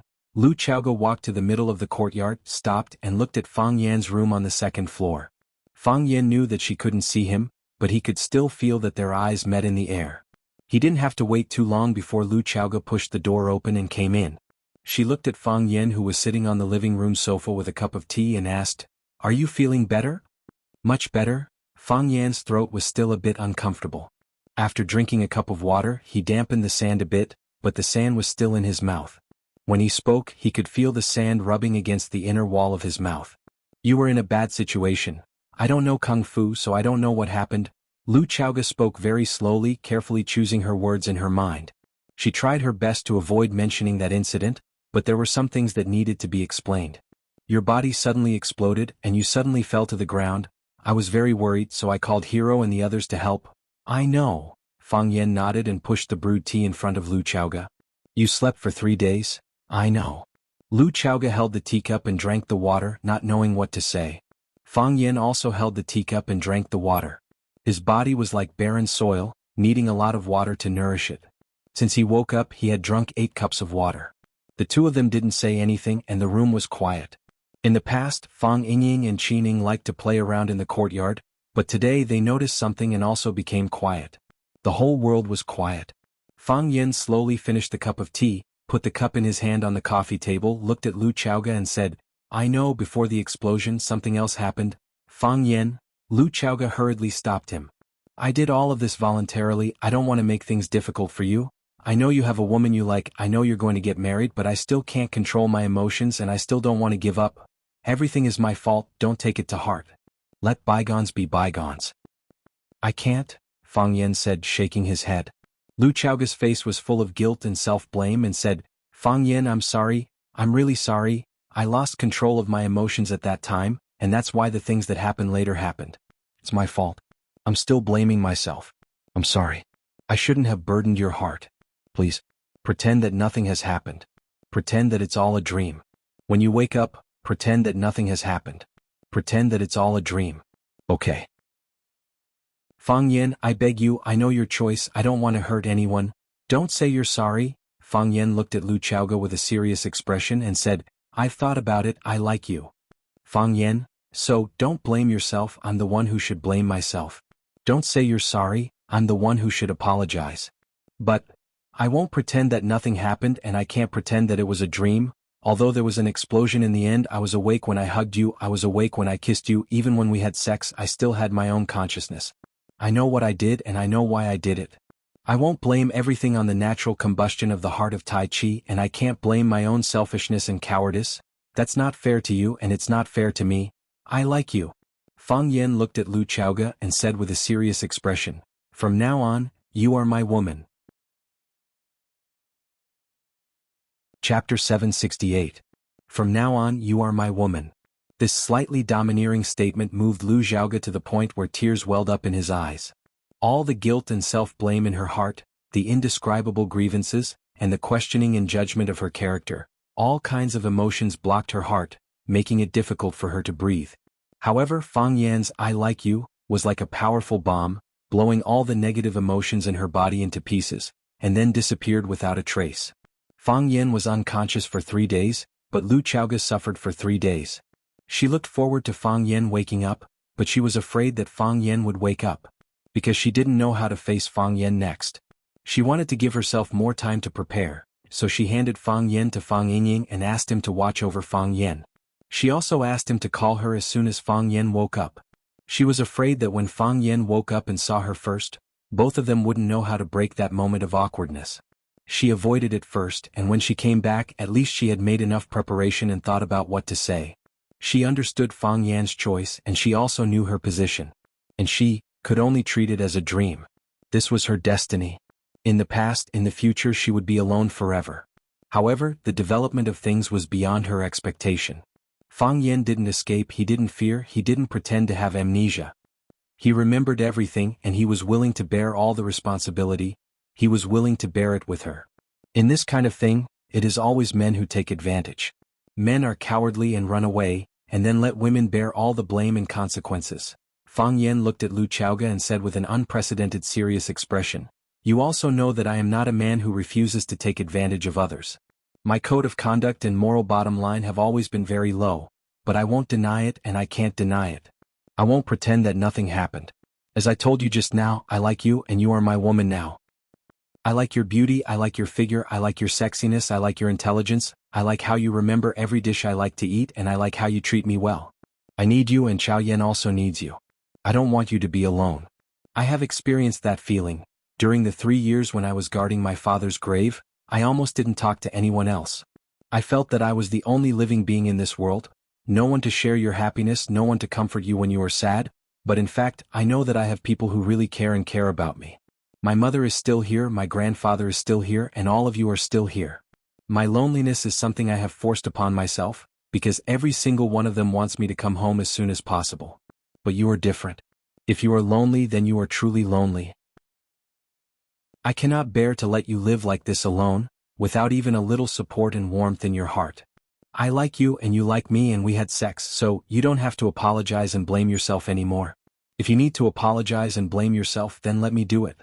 Whether you did anything wrong or not, you are my woman now, so you should let me bear all of this. Fang Yan, this will make things very difficult for you. I know you are in a difficult position in the middle." Fang Yan reached out to grab Lu Chaoge's hand and said, "Everything is difficult, but I still have to do it. Only by doing my best can I not let down the deep love you have for me. Fang Yan, actually, you don't have to do anything. I've already thought it through. I'll stay in Huaqing for the rest of my life. I'll live in this apartment. I'll help you look after Chao Yan. I'll help you make it the biggest energy company in the world. If you're willing, give me a child. If you are not willing, I will live here alone.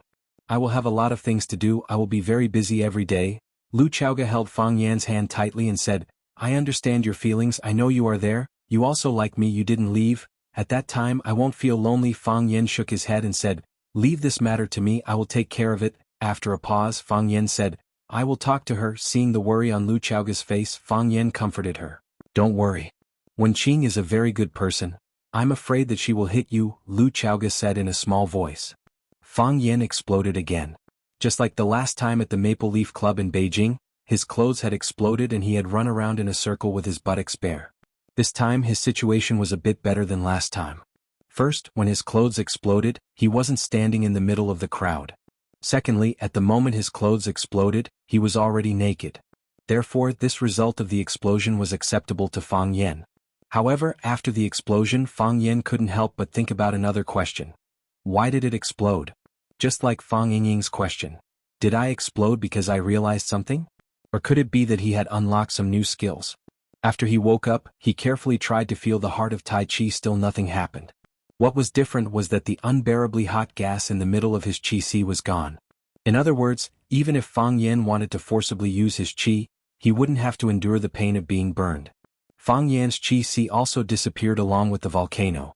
That's right, Fang Yan's Qi also disappeared. The area became empty and became a deep, transparent hole. Strangely, the Tai Chi fish were still there. The black and white Tai Chi fish swam back and forth in the transparent hole as if they were alive. However, was this change good or bad? Why hadn't the heart of Tai Chi awakened yet? These days, Fang Yan had been thinking about this question, but because he didn't have the experience of others, he couldn't figure out which one was right. Longtu Building. A champagne-colored Bentley stopped in front of the building. The bodyguard in the passenger seat quickly jumped out to open the door for the man in the back seat, but the man had already opened the door and got out. General Xing looked up at the majestic building in front of him and said to Li Guichang, who was beside him, "I came here a few years ago. At that time, Longtu Group was like the sun in the sky, and it was the most promising energy industry in the whole of Huaqing. After a few years, Longtu Group has become a thing of the past. On the other hand, Chaoyan Technology, which was established not long ago, is thriving and has become the leading energy company in Huaqing and even the whole of Huaxia. Li Guoqiang sighed softly and said, Qiang Long Tan was an ambitious and ruthless person, but he didn't expect that he would die in such a humiliating way, and his only son would be sent to prison. I have to say, Fang Yan is really ruthless. It's fine if he doesn't make a move, but once he does, he tortures people to death. The Jiang family has completely collapsed. Other than Longtu Group, the other properties of the family have been cleanly divided up by others. It's said that the Ren family wanted to get involved, but one of their legs was broken by Fang Yan. Only that poor woman, Ren Jin, begged everywhere to get her son out of prison. The problem is, who would give her face now? Jiang Zhulu can only sit in prison for a long time. General Xing shook his head and said, the flag on top of the city wall will be changed. I don't know if the flag of our Jiang family can be placed on top of the city wall of Longtu Group. Li Guoqiang smiled and said, it depends on whether Miss Shangxin remembers the old times. No matter what, she has the blood of the Jiang family flowing in her veins. No matter how she denies it, she is a member of the Jiang family. As long as she agrees, things can be done. After all, the power of Longtu Group is in her hands now. She owns the shares of both Jiang Zhulu and herself, so she has a lot of say. It's hard to say. General Xing shook his head and said, what? Does Senior Master not think highly of this trip? If she has the intention to return. General Xing pointed to the building in front of him and said, does she need to set the meeting place here? Isn't she just worried that Fang Yan's men will find out and misunderstand? Maybe it's to appease Fang Yan? Miss Shangxin's way of doing things is sly and changeable. It's really hard for us to guess her intentions before we meet her. Yes, we came with sincerity. Let's see if she knows what's good for her. General Xing smiled and said. After Jiang Junling was banished and disappeared, General Xing was the most important young man in the Jiang family. He was the person who carried the flag of the Jiang family. He personally came to Huaqing to meet Jiang Shangxin. Jiang Shangxin naturally couldn't put on airs and brought her secretary to the elevator to welcome him. Brother? Jiang Shangxin went forward and held onto General Xing's arm happily. She smiled and said, why are you willing to come to Huaqing to see me? General Xing looked at his younger sister, who was getting more and more beautiful.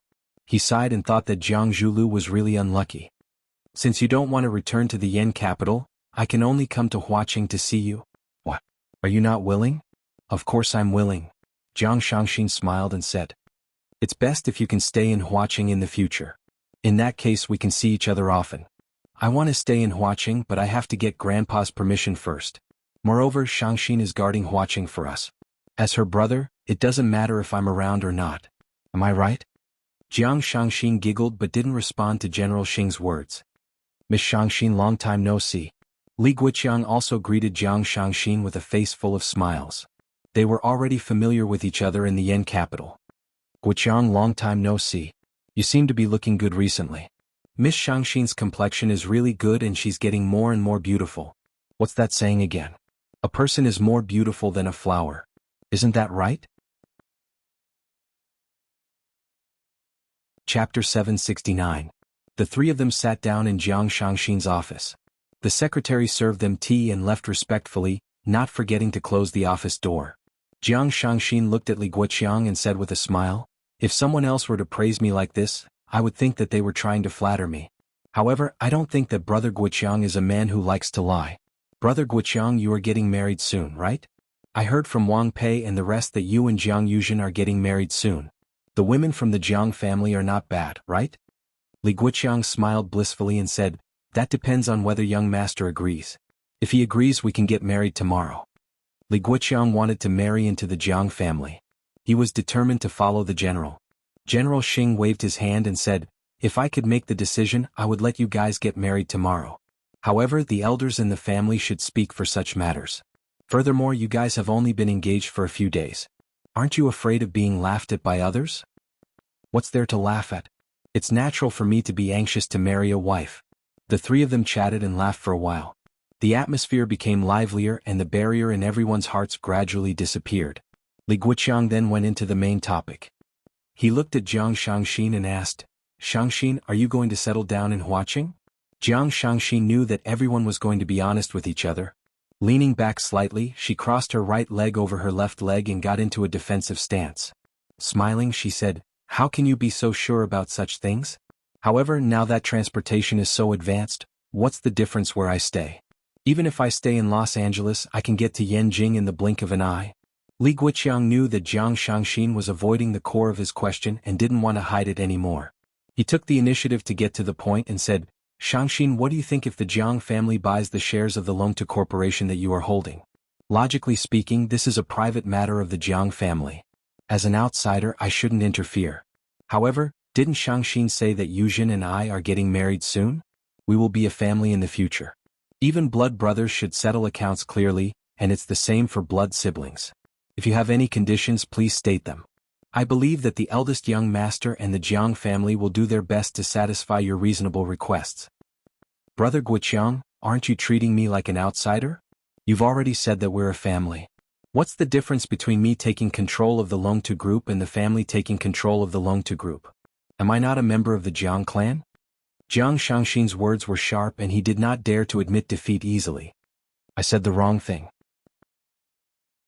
Li Guiqiang patted his mouth lightly and said with a smile, of course Shangxin is a member of the Jiang family. It was like that in the past and it would always be like that. Was there a more intimate relationship than the inheritance of flesh and blood? However, Shangxin had misunderstood my intentions.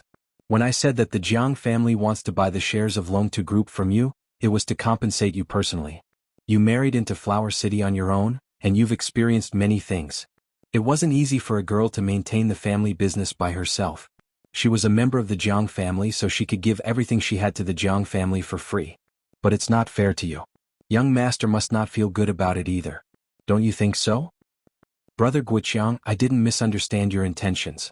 I just feel that it's strange. Since you said that I'm a member of the Jiang family, then can't I just take care of the Longtu group? Why did we have to talk about buying it and giving it away? Don't tell me that the Jiang family suspects that I'm not on the same side as them and will do something that will harm the Jiang family's interests? Li Guiqiang took a glance at General Xing and thought to himself, this sister of yours is very difficult to deal with. General Xing continued to drink his tea with a smile on his face, as if he hadn't heard the conversation between the two of them. Seeing that General Xing did not speak, Li Guiqiang had no choice but to continue negotiating with Jiang Shangxin. He said, Shangxin, you know the current situation very well. The Jiang family and Fang Yan are like fire and water. The old master would rather chase Jiang Junling out of the Jiang family than propose a reconciliation. Do you really want to stand on Fang Yan's side and become enemies with the Jiang family? This is a matter between the Jiang family and Fang Yan. I'm only in charge of taking care of my Longtu group. There's no conflict, right? However, most of the shares in the Longtu group are in the hands of Fang Yan and the rest. Li Guiqiang looked at Jiang Shangxin's gentle and charming face and said, the reason why you're able to sit firmly in the position of Longtu Group is because of Fang Yan's trust, right?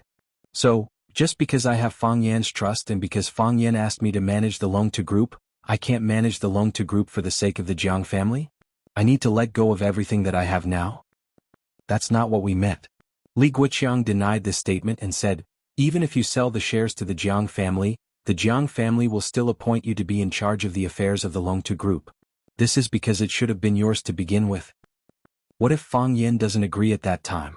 Li Guiqiang grinned and said, that will depend on how you consider it. Jiang Shangxin's gaze stopped on General Xing's face. She smiled and said, Big brother, how do you think I should answer this question? General Xing couldn't remain a bystander anymore since Shangxin had forcefully dragged him into this. He looked at Jiang Shangxin and said sincerely, you haven't been back to the Swallow capital for a while. Grandpa wanted to have a good talk with you, but he didn't want to call you back just because of this. He knows that you have been busy recently. However, everyone in the Jiang family still treats you as a member of the Jiang family. Jiang Shangxin looked at Jiang Shangxin and said sincerely, you haven't been back to the Swallow capital for a while. I know that you have some prejudices against the Jiang family. I know some of those things and there are some things that I don't know about. However, just because you have conflicts and prejudices, are you no longer a member of the Jiang family? Are you prepared to stand on the opposite side of the Jiang family on your own? Have you thought about the future? The battle between the Jiang family and Fang Yan? It seems like Fang Yan had the upper hand in the beginning. However, at that time his opponent was only Jiang Junling, a member of the Jiang family. Now, a long time ago his opponent was the Jiang family, the entire Jiang family. Based on Grandpa's character, would he tolerate Fang Yan slapping the Jiang family's faces and kicking their butts? General Xing's gaze was sincere and his attitude was amiable. With a worried look, he said, "You have a good relationship with Fang Yan and Fang Yan supports you in controlling Long Tu. In the short term this is very beneficial to you. However, when the Jiang family really launches an attack on Fang Yan, when the Jiang family tramples on Fang Yan, what will you do then? Shangxin, you can reject me. You can also tell me that you will consider it again. However, have you thought about how you will answer Grandpa's question if he personally talks to you about it?" Seeing that Jiang Shangxin was silent, General Xing patted her shoulder and stood up. He said, "I still need to stay in Huaqing for 2 more days. You have 2 days to consider. Shangxin, no matter what, we are a family. Your surname is Jiang and the blood of the Jiang family flows in your body." General Xing looked at Li Guoqiang and smiled. "Guoqiang, let's go back first. Let Shangxin have some peace and quiet, okay?" Li Guoqiang stood up as well. He looked at Jiang Shangxin and said, "Miss Shangxin, don't put yourself in danger. It is not easy for women to do things, and it is even more difficult to do things well. Think about it, Fang Yan has only been working hard for a few years. How can he be compared to the Jiang family who have lived for hundreds of years? If the Jiang family really wants to take action, it is just a matter of charging forward. I will consider it carefully." Jiang Shangxin nodded and said. Jiang Shangxin stood up and sent General Xing and Li Guoqiang to the elevator. General Xing turned around and looked at Jiang Shangxin. He said, "Shangxin, the Jiang family owes you an official apology. In the past, I stood up and said this to you on behalf of the Jiang family. I am sorry. In the past, the Jiang family let you down. In the future, it will not happen again." Jiang Junling waved his hand and said, "You don't have to send me off. I know that you have been very busy recently." The elevator door closed. Jiang Shangxin was still standing at the entrance of the elevator in a daze. Could the Jiang family still be trusted now? Fang Haohan had been living a happy life, but Li Ye had been living a miserable life. Fang Haohan was happy because he could be by Li Ye's side all day, but Li Ye was unhappy because Fang Haohan had to be by her side all day. She had wanted to chase Fang Haohan back many times, but her godfather, Du Qing, did not agree to it. He said that Fang Haohan was an expert that he had specially hired to protect her. Looking at Fang Haohan's skinny body, he really did not look powerful. The typhoon season in Huaqing was coming. If there was a slightly stronger typhoon, Fang Haohan would probably be blown away, right? Li Ye started to look forward to the arrival of the typhoon season in Huaqing. Ever since the Qing-Hong internal conflict, Du Qing rarely took care of the Qingyun Corporation's matters. Some of the specific matters were handed over to Li Ye and her subordinates. She would only show her face when faced with major decisions. Therefore Li Ye was very busy. She had just attended a banquet and was preparing to return to the company to handle some matters. She sat in the back seat of the Mercedes-Benz while Fang Haohan sat in the front passenger seat. "Xiaoya, if you are tired, close your eyes and have a good rest," Fang Haohan, who was sitting in the front row, said gently. "You have worked for 13 hours and 25 minutes straight today." Fang Haohan, "Xiaoya, feel free to speak your mind. Although I am your bodyguard, I am more willing to be your nanny. I want you to promise me something. Not to mention 1, even 10,000 will do. Don't call me Xiaoya." Chapter 770. Why can't I call you Xiaoya? Fang Haohan's face was filled with confusion as he asked. "Because I don't like it," Li Ye said snappily. She was really going crazy. Just who was this man? "I already said that I don't like you. Why do you always, don't understand?" "But," Fang Haohan's face was filled with grievance and said, "I can't just call you my wife, right? Isn't that not good?" Li Ye only felt a surge of hot blood rushing to her head. If she had a kitchen knife in her hand, she would definitely chop up Fang Haohan, this idiotic and narcissistic ribs, and make soup. She would not drink that pot of soup, she would feed it to the dogs. Tell me, how could there be such a hateful man in this world? What? Are you kidding? Who would want to be your wife? Li Ye was tall and beautiful and was at the best age for a woman. She was the goddaughter of Qing Hong and Du Qing, and was now in charge of all the affairs of the Azure Cloud Group. Whether it was the disciples of Elder Qing Hong or the rich young masters outside, they all admired and flattered her. There were many men by her side, and there were countless outstanding men. Although there were no other men who could move her heart, but it was impossible for her to marry a weirdo like Fang Haohan, right? Li Ye tried her best to calm the anger in her heart, and looked at Fang Haohan with a serious expression and said, "Fang Haohan, just call me a hero." Fang Haohan grinned. "That's what my friends call me." The friends Fang Haohan was referring to was Fang Yingying, because only Fang Yingying called him a hero, and he also called Fang Yingying a hero. Every time they called each other's names, there would be a wonderful feeling that there were only two heroes in the world. Fang Haohen, of course, Leah would not call him a hero. In her heart, Fang Haohen and a hero were not even close. In fact, they couldn't even be compared to the outstanding people in Green Red Army, who had dense tattoos all over their bodies, drank wine and ate meat, used gunny sacks to store money and shot people with bullets. I know. You are Fang Yan's junior. He is my junior martial uncle. Fang Haohen said proudly. Yes. I know he is your junior martial uncle. I don't care what your relationship is. When Leah spoke, there was a sense of anger as she gritted her teeth and said, I know my godfather values Fang Yan very much and values the cooperation with him very much. So, when something happened to Qing Hong some time ago, he asked Fang Yan to help, and asked you to protect us. You were supposed to be by my godfather's side. But his health hasn't been good recently, so most of Qing Yun's affairs have been taken care of by me. Godfather was worried that I would go to the company alone, so he sent you to follow by my side. I am very willing to protect you. Fang Haohen looked at Leah with a face full of love. This move was taught to him by Fang Yingying. Fang Yingying told him that a strong woman would become a clingy man, and when dealing with a woman he had to be clingy. Of course, when doing this kind of thing he had to be skillful. Words of love were like throwing them out without any cost. No matter what her reaction was, he had to act affectionate as if he was thinking that way in his heart, and that he was a man who loved her deeply. Fang Haohen felt that Fang Yingying's teachings were very correct, and he also felt that he had learned very well.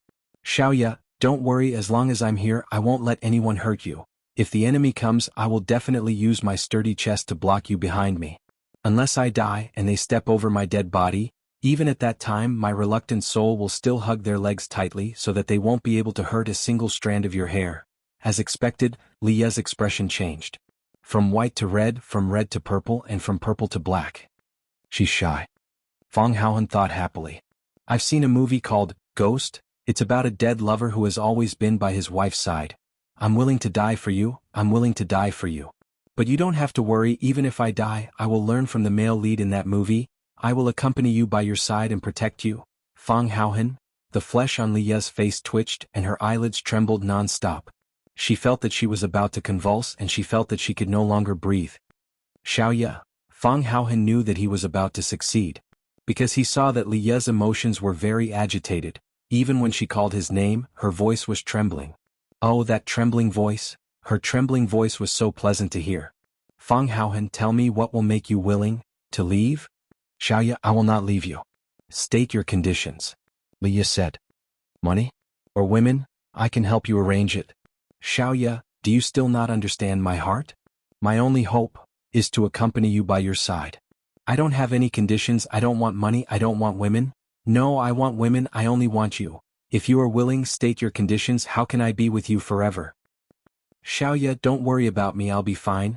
Leah took a few deep breaths, forcefully, aggrievedly, with tears in her eyes. She swallowed the crazy anger and the urge to kill, looked at Fang Haohen and said, I know I can't chase you away.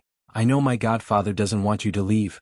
But I beg you, when you are by my side, don't speak. Don't let me hear your voice. It's best if you don't even breathe. Don't appear in front of me, not even a shadow. Protect me in the dark. Protect me in the other car. Am I begging you? Is that okay? That's not good, is it?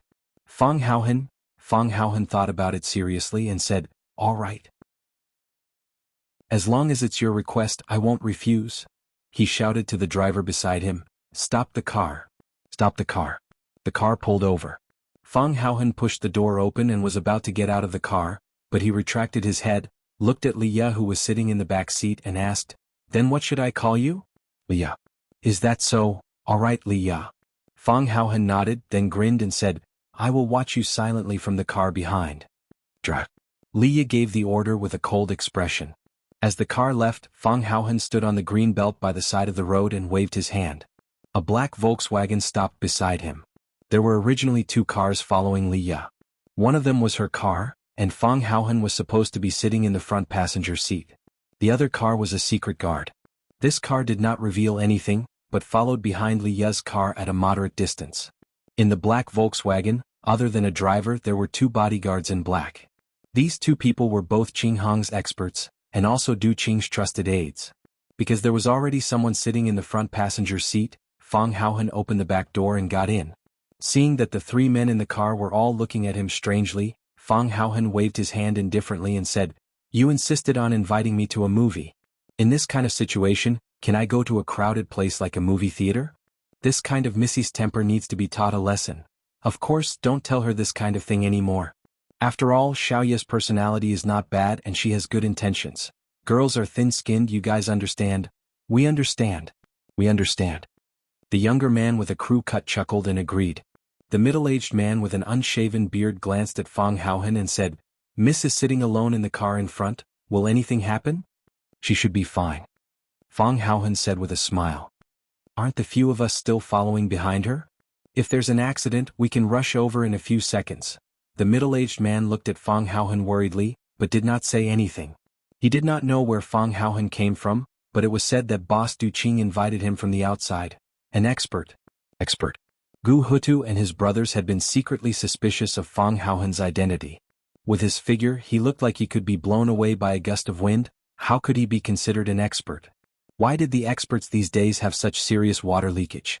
However, since it was Boss Du Qing's arrangement, they could not say much. They had followed Du Qing to conquer the world, and after decades they had a kind of worship for Du Qing. Being able to survive in such a harsh environment, was there anything in this world that Boss Du couldn't predict? The others did not speak, so Fang Haohen did not speak either. He lay on the chair, closed his eyes and thought about his lyrical performance just now. There should be no problem with his words, he firmly followed Fang Yingying's style of being shameless. There should not be any flaws in his acting and expression. After all, he had been practicing in front of the mirror when he had nothing to do, and he really liked Liya, this little girl. He liked her when he saw her photo, he fell in love with her at first sight. After meeting her, he liked her even more because Liya was even more beautiful than in the photo. Moreover, he was three-dimensional and could be reached with his hand. Her skin was so white, her breasts were so perky, her smile was so beautiful, she knew how to make tea, she liked to read, and she could handle company matters. Fang Haohen thought, after being cheated by junior marshal uncle Fang Yen for more than 10 years, God finally gave him a huge compensation. But why does Xiaoya look at me so strangely? Fang Haohen tried hard to think of the answer to this question. At this time, Liya's Mercedes-Benz turned around at the traffic light intersection. Just as the Volkswagen was about to follow, a white truck rushed over from the T-junction and crashed into the right side of their carriage. Rumble, a bolt of lightning cut through the sky. While no one was paying attention, the torrential rain poured down from the sky, smashing into the city. Chapter 771. After the explosion, Fang Yen stayed in the villa and didn't go out. His body was still weak and he still couldn't figure out the state of his body.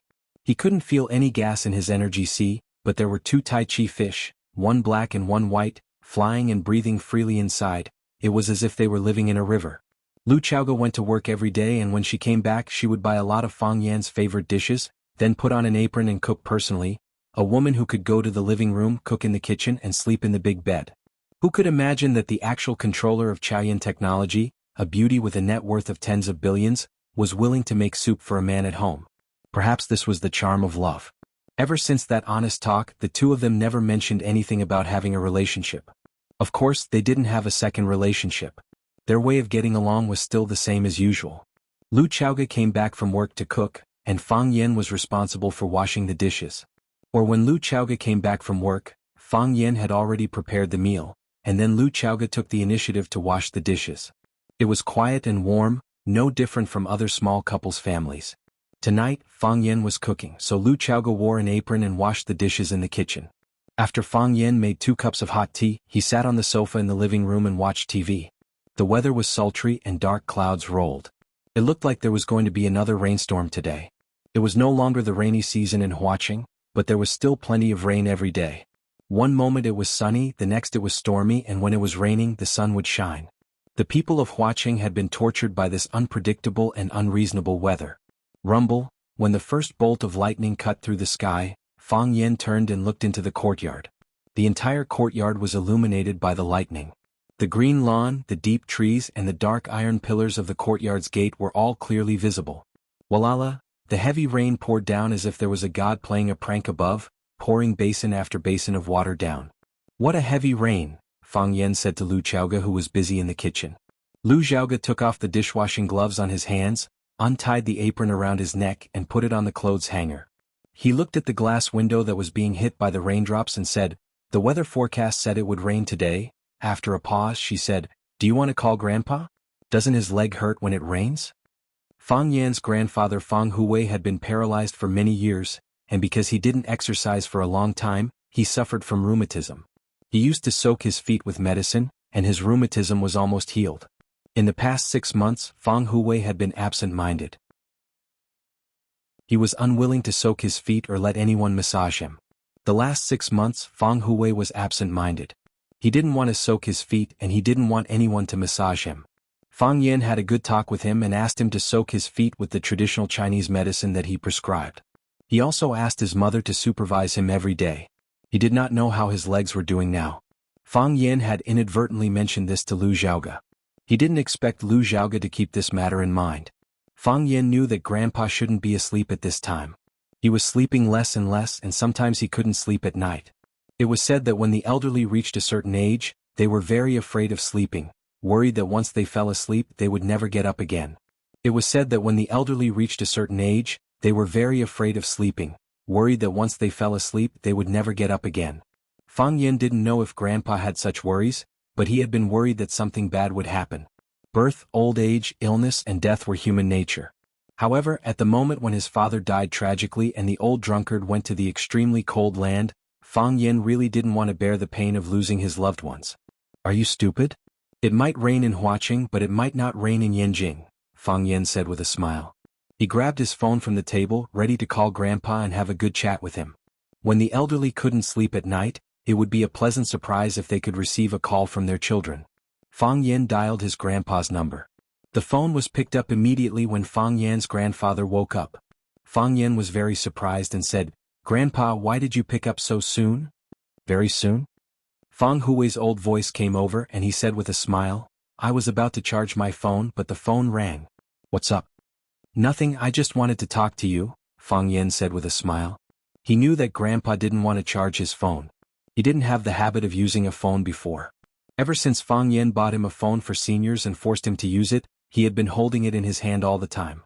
The day he received the gift, he called his eldest daughter, his second daughter, and his youngest daughter who was far away in Mingzhu. He even called his old friend Lu Gong and talked for more than half an hour. He was always waiting for the phone to ring because his family was on the other end of the line. That was what this old man, who had been a famous soldier all his life, looked forward to the most. "It's raining in Huaqing and Xiaoge knows that your legs aren't feeling well, so she asked me to call you to check on you." "Xiaoge?" Fang Huwei obviously knew about Lu Xiaoge, and he asked in a low voice, "Are you with Xiaoge?" "Yes," Fang Yan said frankly. He had nothing to hide from the old man on the other end of the line. There was nothing he could hide. "We're together." As expected, Fang Huwei said after a moment of silence, "Fang Yan, you should know that I've always wanted you to be with that girl from the Yi family. It's been my wish for so many years." "Grandpa, I know." Fang Yan knew that his grandpa had guessed something. The old man's wisdom had always been beyond his imagination. "I'll take care of it." "You won't," said Fang Huwei. "You've never had any relationship experience. You're like a newborn when it comes to this kind of thing. How are you going to deal with it? High IQ doesn't mean high EQ. Plus you're neither." "You can't betray Wenwan," Fang Huwei said seriously. "Grandpa, I know," Fang Yan said without hesitation. However, his mind was a little uneasy, like the cold wind that was whistling past outside. How was he supposed to explain everything to Yinwan? "Wenwan, I'm in love with another woman. Wenwan, I'm in love with another woman. Wenwan, you..." Fang Yan felt that he was such a scumbag. Feeling terrible, Fang Yan glanced at Lu Xiaoge and said, "Grandpa, I told Xiaoge that she's my woman. I'll explain it to Wenwan as well. How about you scold me instead?" Lu Xiaoge didn't listen to the conversation between Fang Yan and her grandfather.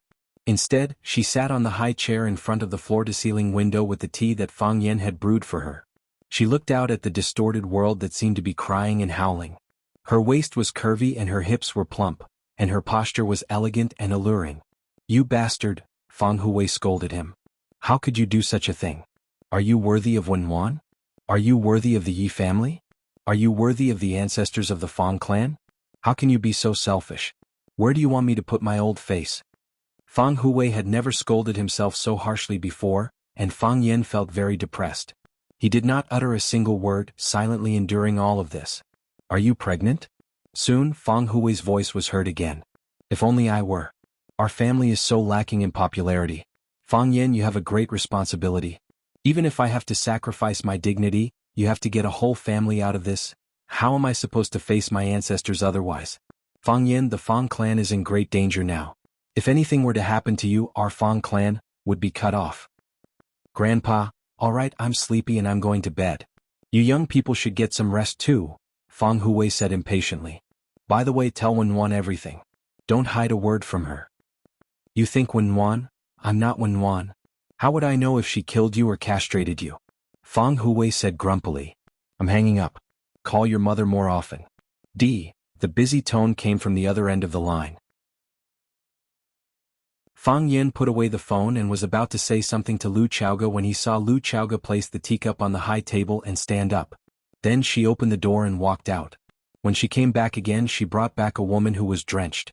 Fang Yin looked at the woman clearly and said in surprise, Shangxin, why are you here at this time? It's raining so heavily. Jiang Shangxin took the towel from Lu Chaoga and wiped the rainwater off her face and head. She looked at Fang Yin, who was sitting on the sofa and drinking tea, and said, It wasn't raining when we set off, but it suddenly started raining when we reached the entrance of the neighborhood. It wasn't convenient for me to drive back then. I could only bite the bullet and rush in. However, I didn't get wet. I drove all the way to the entrance of the courtyard and only got a few drops of rain when I walked a few steps. Lu Xiaoga invited Shangxin to take a seat and personally brewed a cup of tea for her. Thank you. Jiang Shangxin took the tea and said gratefully. Lu Chaoga smiled and said, You guys continue chatting, I'm going upstairs to read a book. Chaoga. Fang Yin called out. Sit down and listen to it. Shangxin's visit this time should be related to the matter with the Jiang family, right? Jiang Shangxin didn't suspect that Fang Yin had planted an undercover agent around her. Even if he really did that, it would be natural. Even she couldn't find a reason why Fang Yin would trust her 100%. She was from the Jiang family and she was Jiang Zhuliu's wife. Lu Chaoga nodded and sat down beside Fang Yin again. The two of them looked at Jiang Shangxin and waited for her to explain the reason for her visit. Jiang Shangxin held the teacup and took a sip of hot tea. Then she looked at Fang Yin and Lu Chaoga and said, General Jiang came to look for me. Yeah. Fang Yin nodded. He wants to buy my shares of Loan to Group. Yeah. Fang Yin nodded again. Jiang Shangxin looked at Fang Yin strangely and asked, You knew about it long ago? I guessed it long ago. Fang Yin said. He looked at the violent and rapid raindrops outside and sighed. Looking at the time, it's about time for the Jiang family to attack. Chapter 772. Caught off guard, the Volkswagen was hit by the van from the middle. The body of the car creaked, the front of the car shook violently, and then the whole car rolled in the middle of the road. Screech. The hard metal and the asphalt ground rubbed against each other, sparks appeared, but they were extinguished by the pouring rain. Splat, splat. The rain was heavy and heavy as if it had a deep hatred for everything that grew on the earth. The van that rushed over did not turn around and leave after committing the crime. Instead, the front of the car was still pressed against the side wall of the Volkswagen, and the accelerator was increased, and increased. The van's engine roared and the tailpipe emitted thick black smoke. They pushed the car's horsepower to the maximum. Everyone knew that this was not an ordinary collision, but a premeditated murder. That is, if the people in the car were still alive. Creak, creak. The body of the car was flipped over and the van slid all the way and then slammed into the green belt in the middle of the road. A large hole was formed on the surface of the car, and the part that was sunken became a huge iron blade, fiercely hitting or stabbing into the passengers closest to them. A large amount of blood flowed out from the gap of the car door, and just as it appeared red, it was instantly diluted by the rain on the road. More and more rainwater gathered, and the deep red turned into light red, and the light red turned into threads, and finally the threads spun on the surface of the water and then disappeared without a trace. However, the blood still flowed out endlessly. As a result, the ground continued to turn crimson until it was as if nothing had happened. At this time, the van that was on top of the Volkswagen began to move back. The driver was a one-eyed man, and his one eye exuded a cold and gloomy aura. Even though they had just done such a thing, it was not able to move him at all. Killing, this was their profession. They were born for this. Clang, the car window opened. A man in black with a hood sitting in the passenger seat took out a silver disc from his pocket, and pressed his finger on the red button on the base of the disc. Beep, beep, beep. The silver disc began to flash with a green light, and the numbers on it rapidly rewound. 10, 9, 8, 7, 6. The hooded man threw the silver disc at the Volkswagen. The silver disc seemed to have an inexplicable attractive power. With a snap, it stuck to the Volkswagen's metal body. Bang! The minivan's reverse speed increased, as if there was a monster in front that was about to crush them. DDD, the numbers on the silver dial went back faster and the alarm grew louder and louder. 3, 2, 1, clang, the door that was attached to the silver disc suddenly detached itself from the carriage and flew towards the sky filled with the rain. Bang, the silver disc exploded, and a corrosive green substance scattered in all directions. When the door came into contact with the green substance, it began to emit thick smoke even though it was made of steel. It began to melt and shrink at a speed visible to the naked eye, and finally disappeared completely. Not only the car door but the green liquid that enveloped the sky, the rainwater, and the air that came into contact with it all turned into white gas and disappeared. For a split second, a vacuum appeared in the air within the explosion radius of the silver disc. There was no oxygen, no rain, only the white smoke that came out from the burning. At the same time that he kicked the metal door into the air, Fang Haohen's body was like an agile hunting dog as he pounced towards it. He did not run towards the minivan that caused the accident, but towards the left turn towards the direction where Lia's Mercedes-Benz disappeared. It was obvious that their target was not him, nor the two thugs from the green-red gang that had their hearts and abdomens pierced by the metal shrapnel. Their target was Lia, and only Lia. Seeing Fang Haohen jump out of the Volkswagen and disappear into the rain in the blink of an eye, the one-eyed man and the hooded man in the minivan were shocked. They had long discovered the existence of the minivan, and their existence was to get rid of the minivan that was protecting them in the dark so that the mission ahead could proceed smoothly. Originally they thought that they had succeeded. The Volkswagen was knocked to the ground by them, and they even used an extremely expensive genetic medicine. Just one drop was enough to turn a cow into a puddle of liquid. Based on the amount they used, it was enough to turn the Volkswagen and everyone in it into gas. No one in this world would be able to find any evidence of their existence. But why was that guy still alive? Why was he able to escape? There's a survivor, the one-eyed man said viciously. As he spoke, he stepped on the accelerator and the minivan no longer retreated, but instead charged towards the direction where Fang Haohen disappeared into. He's a good fighter. The hooded man's voice was emotionless. He was like a dead person, a zombie. Kill him. Looks like they were prepared. The one-eyed man's voice carried a hint of mockery. That old dog Du Qing sure is considerate to his goddaughter. It won't change the overall situation. After the hooded man finished speaking, when the minivan was moving at high speed, he pushed open the door and jumped onto the roof. He stood on the roof and watched Fang Haohen's running figure. Fang Haohen's body was skinny, and his hands and legs were long. People often said that he looked like a human pole, or a scarecrow that was used to scare birds and beasts in the fields. However, when he ran with all his might, his speed was shockingly fast. Fang Haohen was very anxious. He was worried that something would happen to Lia. He was sent by Junior Marshal Uncle to protect Lia. He could not let Junior Marshal Uncle down. Most importantly, what he said to Lia was true. He said that he would protect Lia. He said that he would not let Lia come to any harm. He also said that even if he died, if those bad people stepped over his body, his unwilling soul would hug their legs. Of course, if they did not step over his body, then there was nothing he could do. Fang Haohen did not know how to like, how to love. In his life there had never been such a word. Someone asked him, "Do you like or love Lia?" He would definitely be confused, not knowing what you were talking about. What was the difference between the two? Didn't they all want to be with her?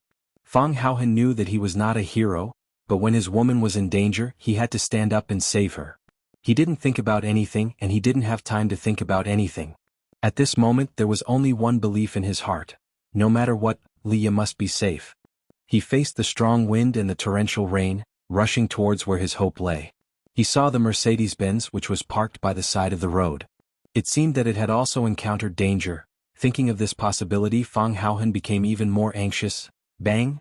His body suddenly left the ground, his body leaped into the air, and then fell towards the wetland in front of him. He was attacked from behind and someone kicked him in the back.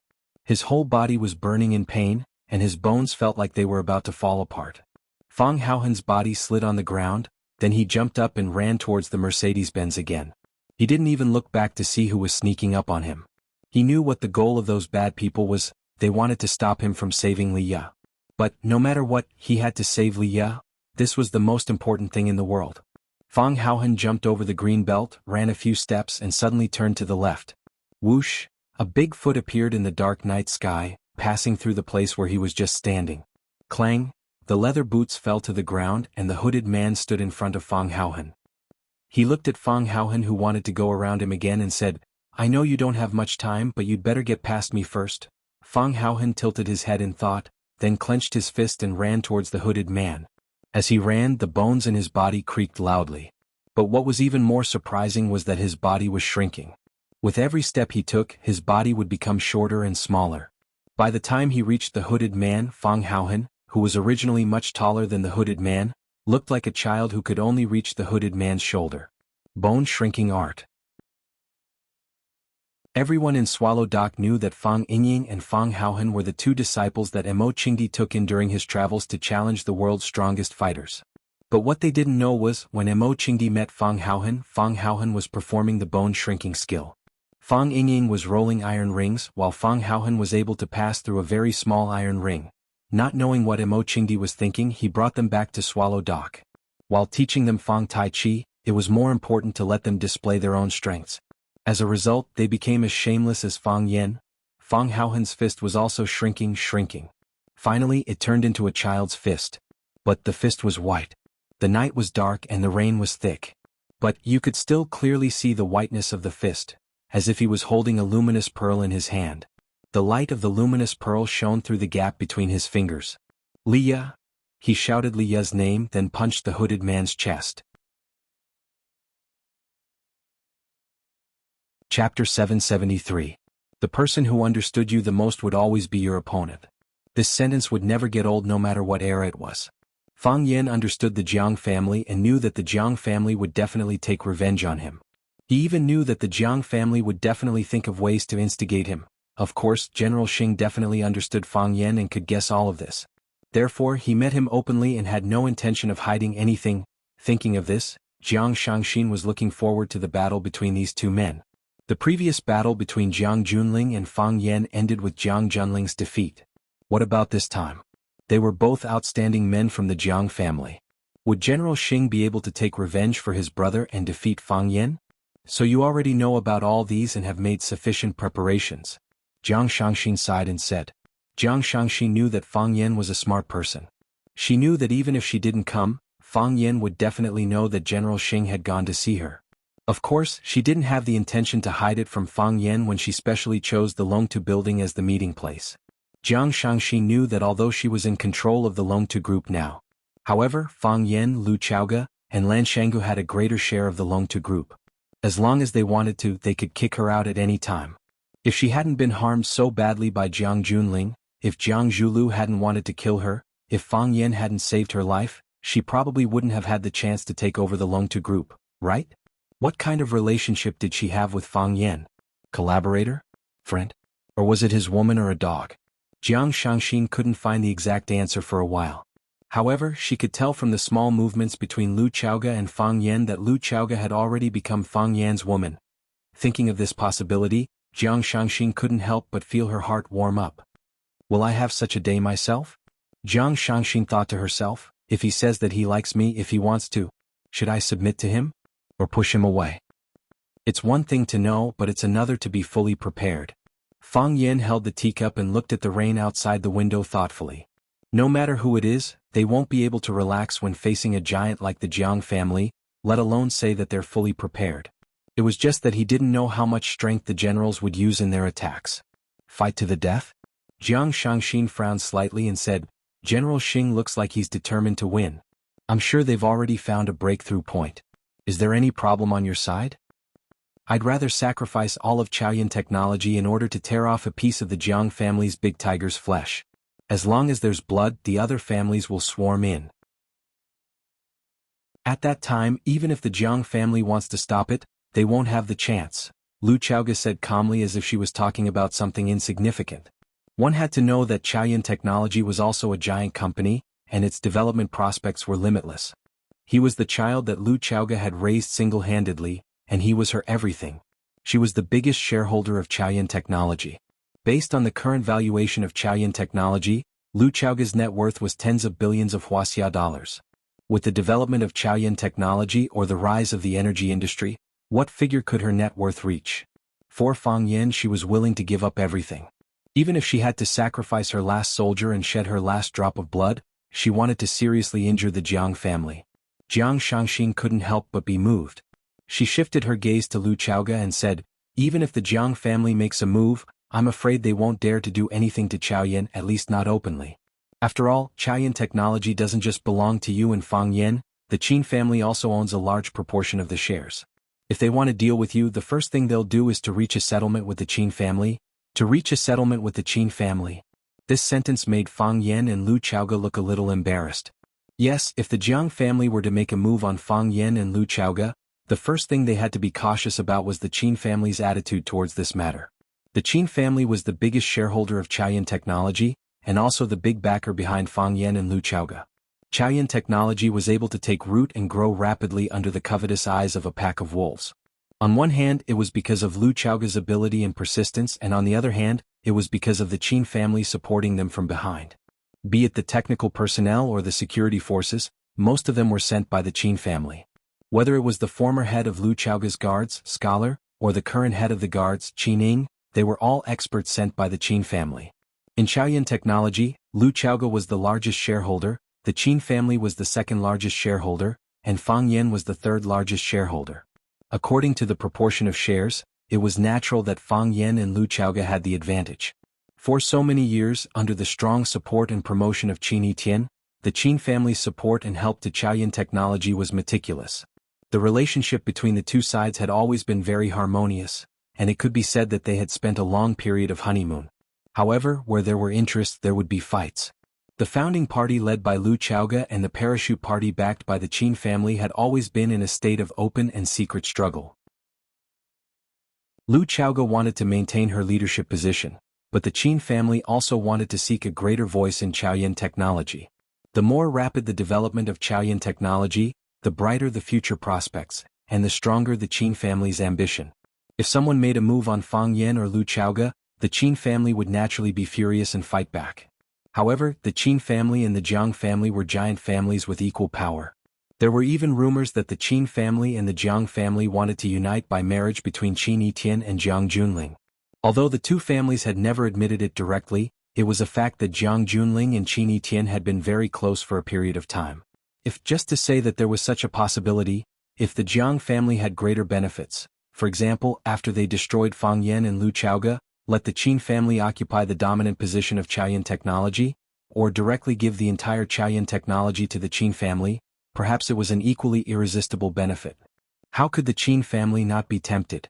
With the disappearance of Fang Yan and Lu Chaoga, who would be the biggest winner? Would it be the Jiang family? The Jiang family was just taking revenge. The Qin family was the biggest winner. They would own the entire Chaoyan technology.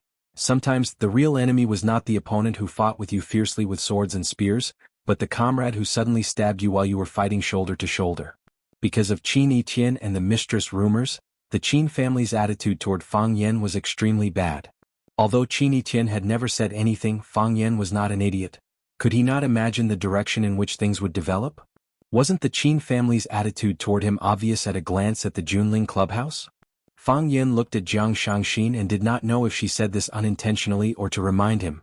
Could it be that General Xing had revealed something in front of her? Jiang Shangxin was also an extremely intelligent person. When she saw Fang Yan and Lu Xiaoga staring at her intently and pondering, Jiang Shangxin immediately understood what they were thinking.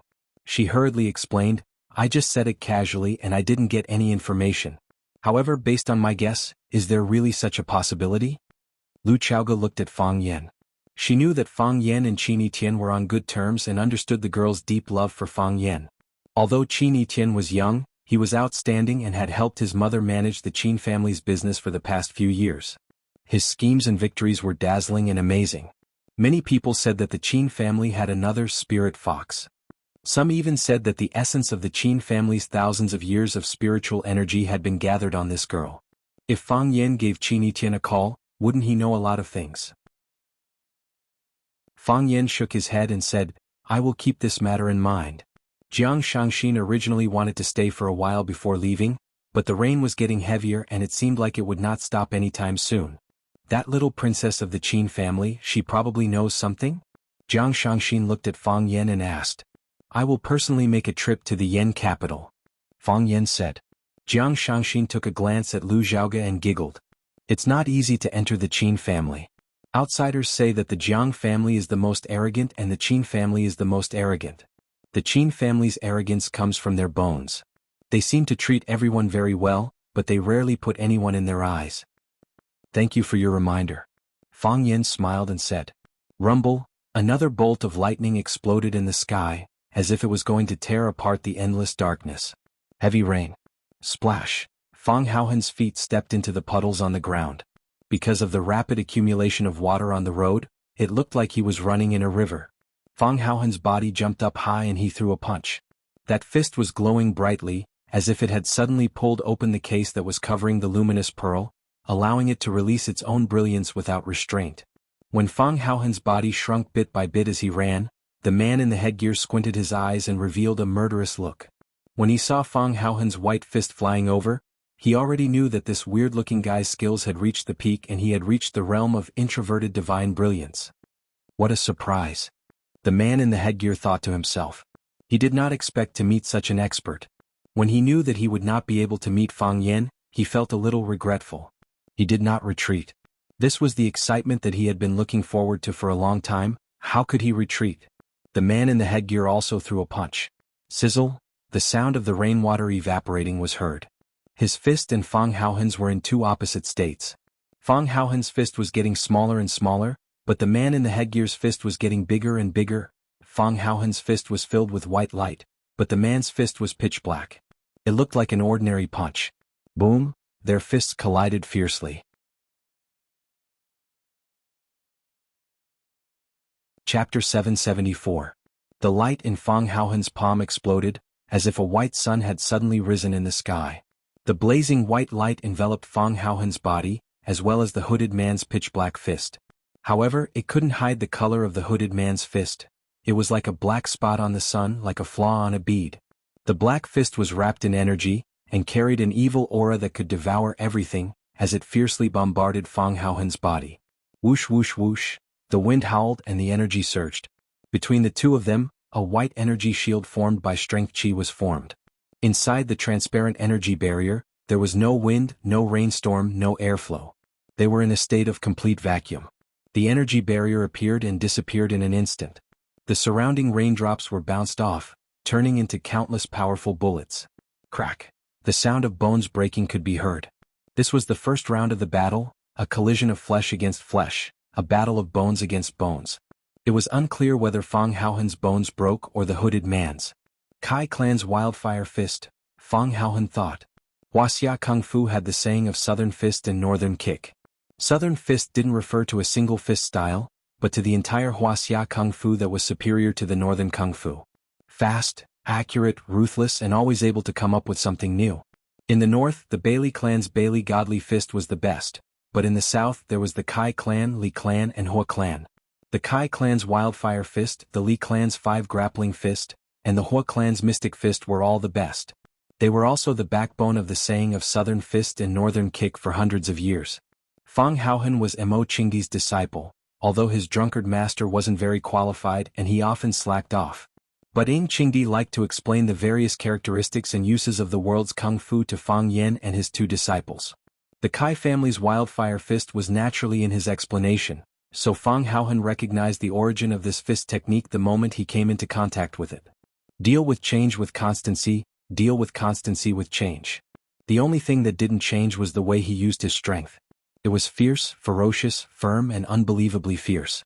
Moreover, once the battle began, it would be like a wildfire that would never stop. It looked like it was going to burn everything, including the grasslands, the mountains, and even the black soil on the ground. What was ever-changing was their fist path. Their fist path had 127 variations, and this was the official number from a few years ago.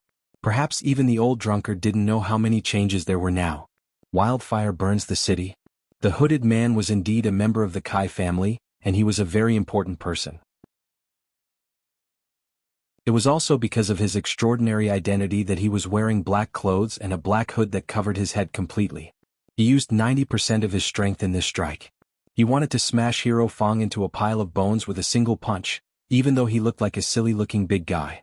Die! The masked man shouted in a muffled voice. Boom! The light in Fang Haohen's palm flashed again, like the last radiance of the setting sun, or the rebound before death, and then disappeared. Hiss! Fang Haohen and the hooded man's bodies were motionless at first, but then, as if they had been electrocuted, they bounced back in the opposite direction at the same time. Whoosh! Fang Haohen's feet slid quickly on the ground, creating wave after wave of water. A majestic force pushed his body backward. In the process of retreating, his shrunken body began to swell and grow larger. Crack, crack, crack. The bones in Mr. Fang's body kept creaking. When he struggled to stand in the rain, his body had returned to its previous dry and skinny body of a utility pole. The hooded man's body flew into the air and smashed into the distance. His body passed through the rain and the green belt by the side before falling to the ground with a thud. As the ground was too slippery, his body slid all the way until he hit a billboard by the side of the road. Pwah! The hooded man's chest was agitated, and then he spat out a mouthful of blood. He was injured in that attack just now. He was actually injured. The wildfire fist was known for its strength and the way it was used was very unique. Usually, a single strike would cause even top experts to feel agitated, unable to calm down for a long time. But what was up with this skeleton monster today? He still couldn't understand the meaning of the two flashes of light. According to his realm of converged divine essence, he could only complete an attack of that level with all his strength. He retracted his power and blasted it one more time. That's impossible. The hooded man shook his head in denial. How old was this monster? How could he have reached the legendary heavenly Tao realm of inner strength circulation? Or could it be that this was a method of exerting strength that he didn't know of? The hooded man had blocked Fang Haohen's first flash of light, but his body was injured by the second flash of light. Although the second flash of light wasn't as bright as the first, and the strength wasn't as great as the first, it was enough to seriously injure the hooded man who was temporarily in a blank state. He felt like his organs had shifted, and what was even more unbearable was that his right arm was in excruciating pain. During the battle, he heard the crisp sound of bones breaking. It wasn't hard to imagine that it was the sound produced when one's bones couldn't withstand the heavy blows. The torrential rain poured down on his face and body. Most of his body was soaked in the rain, and he looked indescribably wretched. The hooded man suddenly felt a little regretful. Why did he have to make this journey? When he heard that his opponent was the rare genius of the Taiji lineage, Fang Yan, he felt an upsurge of emotions, but he also felt disdain. Hype, it was all hype. In today's society, people's hearts were getting worse. Even some of the people in the inner world were infected with the bad habits of the outside world. Kung Fu was trained day and night with punches and kicks. How could it be packaged and hyped up? He came out this time to have a good battle with Fang Yan, to expose the false face of the revival of Taoism. When he came out to carry out the mission today, he felt a little unhappy when he heard that he might not be able to meet Fang Yan. He came for Fang Yan, but if he couldn't even meet Fang Yan, what was the point of coming out? What? My opponent is a martial nephew of Fang Yan? When he heard the news, he nearly smashed the table he was eating at. He shouted at those people, "Isn't this insulting?" Only now did he know that others weren't insulting him, but he was the one who insulted him the most. Isn't this insulting? When the hooded man thought of this sentence, he wanted to bury his head in the rain and never lift it again. Fang Haohen didn't care what the hooded man was thinking. Anyway, he wasn't the woman he liked and they weren't friends. After Fang Haohen's figure stood still, he glanced at the hooded man's position and quickly ran in his direction. Let's get rid of him first, Fang Haohen thought in his heart. Anyway, it's just something along the way. He had to admit that after being with Fang Yan for a long time, he would more or less be infected with Fang Yan's temperament of not wanting to be at a disadvantage and desperately trying to take advantage of others. For example, he had already defeated his opponent. If he killed him along the way, then even if he suffered some losses, it wouldn't seem that big, right? Of course, 100 hooded men couldn't be compared to his Xiaoya. Not even 1,000,000. Kacha kacha. Fang Haohen's body bent slightly, and he dived toward the hooded man's position. His body spun rapidly. As he spun, a bullet passed by the side of his body. One eye drove toward the hooded man with one hand, and with the other hand, he raised a silver pistol and pulled the trigger at Fang Haohen. Fang Haohen dodged to the side of the car. Just as the van was about to pass him, he suddenly jumped into the van through the open window. One eye was shocked. He had just seen Fang Haohen's bone-shrinking ability. But wasn't this kid's tunneling ability too amazing? If he knew Fang Haohen's profession before he met Mo Qingdi, he probably wouldn't have let out such a sigh. Fang Haohen's tunneling speed was fast, but One Eye's reaction speed was even faster. When he saw Fang Haohen appear next to him, he immediately raised his gun and pulled the trigger at Fang Haohen, who was in the passenger seat. There was no pause in the process. Not even a second. Kacha, he pulled the trigger but no bullet was fired. Where's the bullet? Where's the bullet? Where's the bullet? Crack crack crack. Fang Haohen threw the unloaded bullet on the ground, then snatched the pistol from One Eye's hand, and smashed it heavily into One Eye's head. Kacha, kacha, kacha. After 2 or 3 hits, One Eye's head was a bloody mess. His forehead was covered in blood, and his only eye had become blurry due to the blood that had seeped into it. Heaven has a path but you don't want to take it, and hell has no doors but you want to barge in. You want to die, I'll send you to die. One Eye's face was ferocious and he laughed maniacally. He slammed his palm on a red button on the steering wheel, and then the van he was in exploded into pieces with a loud bang. Green liquid splashed everywhere, and the body of the van was quickly corroded into thick smoke.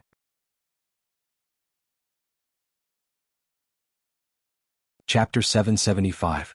We've seen countless movies and TV stories that tell us that people who want to die together with others will end up killing themselves in the end. The speed at which Hero Fang entered the hole was fast, and the speed at which he escaped was even faster. When Fang Haohen saw the one-eyed man laughing hysterically, he knew that he would do something shameless. When Fang Haohen heard the one-eyed man shouting lines like, "There's a way to heaven but you don't take it but you rush into hell," he knew that he would do something shameless. If you were a movie lover, you would know that any character who shouted this line was either going to kill someone or be killed very soon. There were no exceptions. The one-eyed man had just raised his hand, and before he could hit the car's steering wheel, Fang Haohen's head shrank and he rolled out. Now was not the time to be a hero. Besides, even if Fang Yingying was here, he would probably run away faster. This was not the first time Fang Haohen came into contact with this kind of genetic weapon. Before he encountered these killers today, Fang Yan had already told him about the horror of this weapon. Fang Haohen would never forget the serious expression on Fang Yan's face when he mentioned this weapon. He said, "Run as far as you can and don't look back." Later, Fang Yingying asked, "What if I can't run away?" Fang Yan looked at Fang Yingying and said, "If I can't run away, then try to turn around and kill them." Fang Haohen knew that people with physical disabilities could also be mentally disabled. People with this kind of mental disability could do anything that ordinary people could not understand, such as suicide. Therefore, Fang Haohen ran away shamelessly. Even if the one-eyed man was faking it, if he didn't slap him, he would accept it. The one-eyed man finally slapped him. The van they were driving was a genetic explosive warehouse. The control button was on the steering wheel, controlled by the one-eyed man. When he detonated the bomb, the van exploded with a bang. The green light flickered, and even the heavy rain could not dilute its density. Not only did it not extinguish them, but the dense raindrops that fell on them immediately evaporated into gas. The green genetic agent was extremely corrosive. Rainwater, grass, soil, and even the metal body of the car. The one-eyed man's body was annihilated in the flames and then burned into ashes or gas. Clang! Half of the car bounced in the air before landing heavily on the ground. When it hits the ground, it's hard to tell what it really is. Moreover, it was shrinking and disappearing at a speed visible to the naked eye. Quang quang quang! Fang Haohen walked up to the hooded man. Fang Haohen looked at the man soaked in the rain and said, "Why bother? Does the Kai family need to be someone else's dog?" "It's not easy for anyone to live," the hooded man said sorrowfully. "Just like you now, it's not easy for you to kill someone but for someone else to kill you. Yeah, it's not easy for anyone to live." Fang Haohen nodded and said, "You guys kidnapped Li Ya? Taken away." The hooded man nodded and said, "We are only in charge of intercepting them. The people who are really in charge of snatching them are very strong, not any weaker than you or I. If Li Ya doesn't have a stronger expert protecting her, they should have succeeded. Now that I think about it, I thought the mission on the other side would be a bit more dangerous, but I didn't think we would run into a tough one. This is fate. Then I'll have to trouble you." Fang Haohen wiped the rainwater off his face and spoke with a very serious tone. "Tell me where they went, I'll go and get her back. I don't blame you for wanting to kill me, and then? You don't have to die. You're very good at negotiating, and the conditions you offer are also very tempting." The hooded man laughed loudly. "But I can't promise you that. Is there something you're more afraid of than death?" "There is." "What is it?" "My entire family is dead." Fang Haohen went silent for a bit, then said, "I can understand your situation. To be honest, I really want to let you go. That's making things too difficult for you, the hooded man smiled and said. If I leave, I'll still have to listen to someone else's orders, become their dog and kill people, kill you and kill your family. That's right. That's why I can't let you go. Fang Haohan was a bit annoyed as he scratched his head a few times and said, What do you think I should do? I'll listen to you. You're really making things difficult. The hooded man smiled bitterly. What kind of advice can I give you for something like this? Fang Haohan looked straight into the hooded man's eyes and asked, Can you take off the hooded man's head? Why bother? The hooded man smiled and said, I'm already going to die, why humiliate me again? That's true, Fang Haohan nodded and said, If you don't want me to see, then I won't. The hooded man propped himself up with one hand and climbed up from the rain. Because the rain had soaked his clothes, the black night clothes and the hooded man's head were tightly stuck to his body, as if they were one with him. The hooded man bowed deeply to Fang Haohan and said, Although the winner takes all, but I can't tell you where that woman was taken, I still feel very sorry. Even if you don't tell me, I'll still find her, Fang Haohan said with a resolute expression. If I can't find her today, I'll find her tomorrow. If I can't find her, my junior martial uncle will definitely find her. Fang Yen, how unfortunate that we won't have the chance to meet again, the hooded man said. He raised his uninjured left hand. The left hand clenched into a fist, then began to expand in the air. It carried a cold, dark glint, like the hand of the Grim Reaper. Boom, the hooded man's fist struck his own head. His head exploded like a watermelon. His head, as well as the hooded man's head, turned into scattered pieces of flesh and cloth, flying in all directions. He didn't want anyone to see his face, and no one would be able to see his face again. In order to not bring shame to his family, in order to not bring danger to his family. Fang Haohan blankly stared at the headless corpse that once again fell to the ground, then said to him with a serious expression, Don't worry, your hatred is also my hatred. I'll carry it for you. The rain was getting heavier, washing away the sins of this world. Fang Haohan's tall body was running in the wind and rain, like a savage from ancient times. Rumble, the sound of a car engine could be heard from the door again. Fang Yen and Lu Chaoge were standing in front of the French window in the living room, watching as the door of the dark Mercedes-Benz opened and a man came out from the passenger seat with an umbrella. Before the umbrella covered his head, Du Qing in a black trench coat had already opened the door and got out of the car. Du Qing looked up at the French window in the living room. His and Fang Yan's eyes collided in mid-air through the whistling wind and the dense rain. Fang Yan nodded at him, and then Du Qing strode towards the front door of the villa. Du Qing stood at the door of the living room. He took off his black trench coat, and the bodyguard in black behind him immediately reached out to take it. The bodyguard next to him squatted down to help him take off his shoes, but was pulled up by him and shouted, When did I, Du Qing, ask my brother to take off my shoes? Get out of the way. Du Qing bent down to take off his shoes, and slowly and calmly untied the shoelaces of his leather shoes. He untied one shoe, then the other shoe. He took off both shoes and put them on slippers, then picked up his leather shoes and put them in the shoe cabinet. Du Qing took the towel that Lu Chaoge handed over, bowed slightly to Lu Chaoge, and said with a smile, Thank you, Miss Lu. Lu Chaoge nodded and turned to help the guests make tea. Du Qing took the towel and wiped the rain off his face, then walked to Fang Yan's side and stood still. Looking at Fang Yan, who was anxious and impatient as if the rain would never stop, he said, This rain is very heavy. This rain is very heavy. Fang Yan nodded and said, Don't blame a hero, he is a good boy. I like him very much. Du Qing said aloud. I don't blame him. Fang Yan nodded and said, But he is blaming himself. He came back to say something and then went out again. When he went out, Fang Yingying also went out. My two nephews are usually joking and not decent, but they are a bit stubborn. They will definitely stick to something they are determined to do. They can't be blamed. The main thing is that their improper master didn't teach them well. People were lost and they were lost in the hands of a hero. So, they will definitely find a way to find them. If they can't find them in one day, then they will look for them for 2 days. If they can't find them in 2 days, then they will look for them for a year, for the rest of their lives. Such a heavy rain, it must have been hard on these two children. Du Qing sighed. It's not easy for anyone to live. Fang Yan said. That's what the Kai family said. The hero said that the Kai family also made a move. He recognized the Kai family's wildfire fist. This isn't over yet. Du Qing grinned. It was a soundless laugh, but it made people's hearts palpitate. I don't care if it's the inner Jianghu or the outer Jianghu, I have people, I have guns. I want to destroy the Kai family, I don't want any of them to live. Fang Yen looked at Du Qing with a bit of guilt and said, the hero wants me to ask you a favor. Please say it. Let the Kai family go. Fang Yen said. Fang Haohan made a deal with the Kai family. As long as he told them Li Ye's location, they would let him go. But that person didn't agree. He said that the thing he feared more than death was the death of his entire family. Then he bowed and apologized to Fang Haohan, then used the Kai family's wildfire fist to smash his own head. It's not easy for anyone to live, he just wanted to save his own life. Some people want to save their own life, some people want to save their family. Du Qing nodded and said, he's a hero. If the Kai family doesn't mind, I'll go and become sworn brothers with them.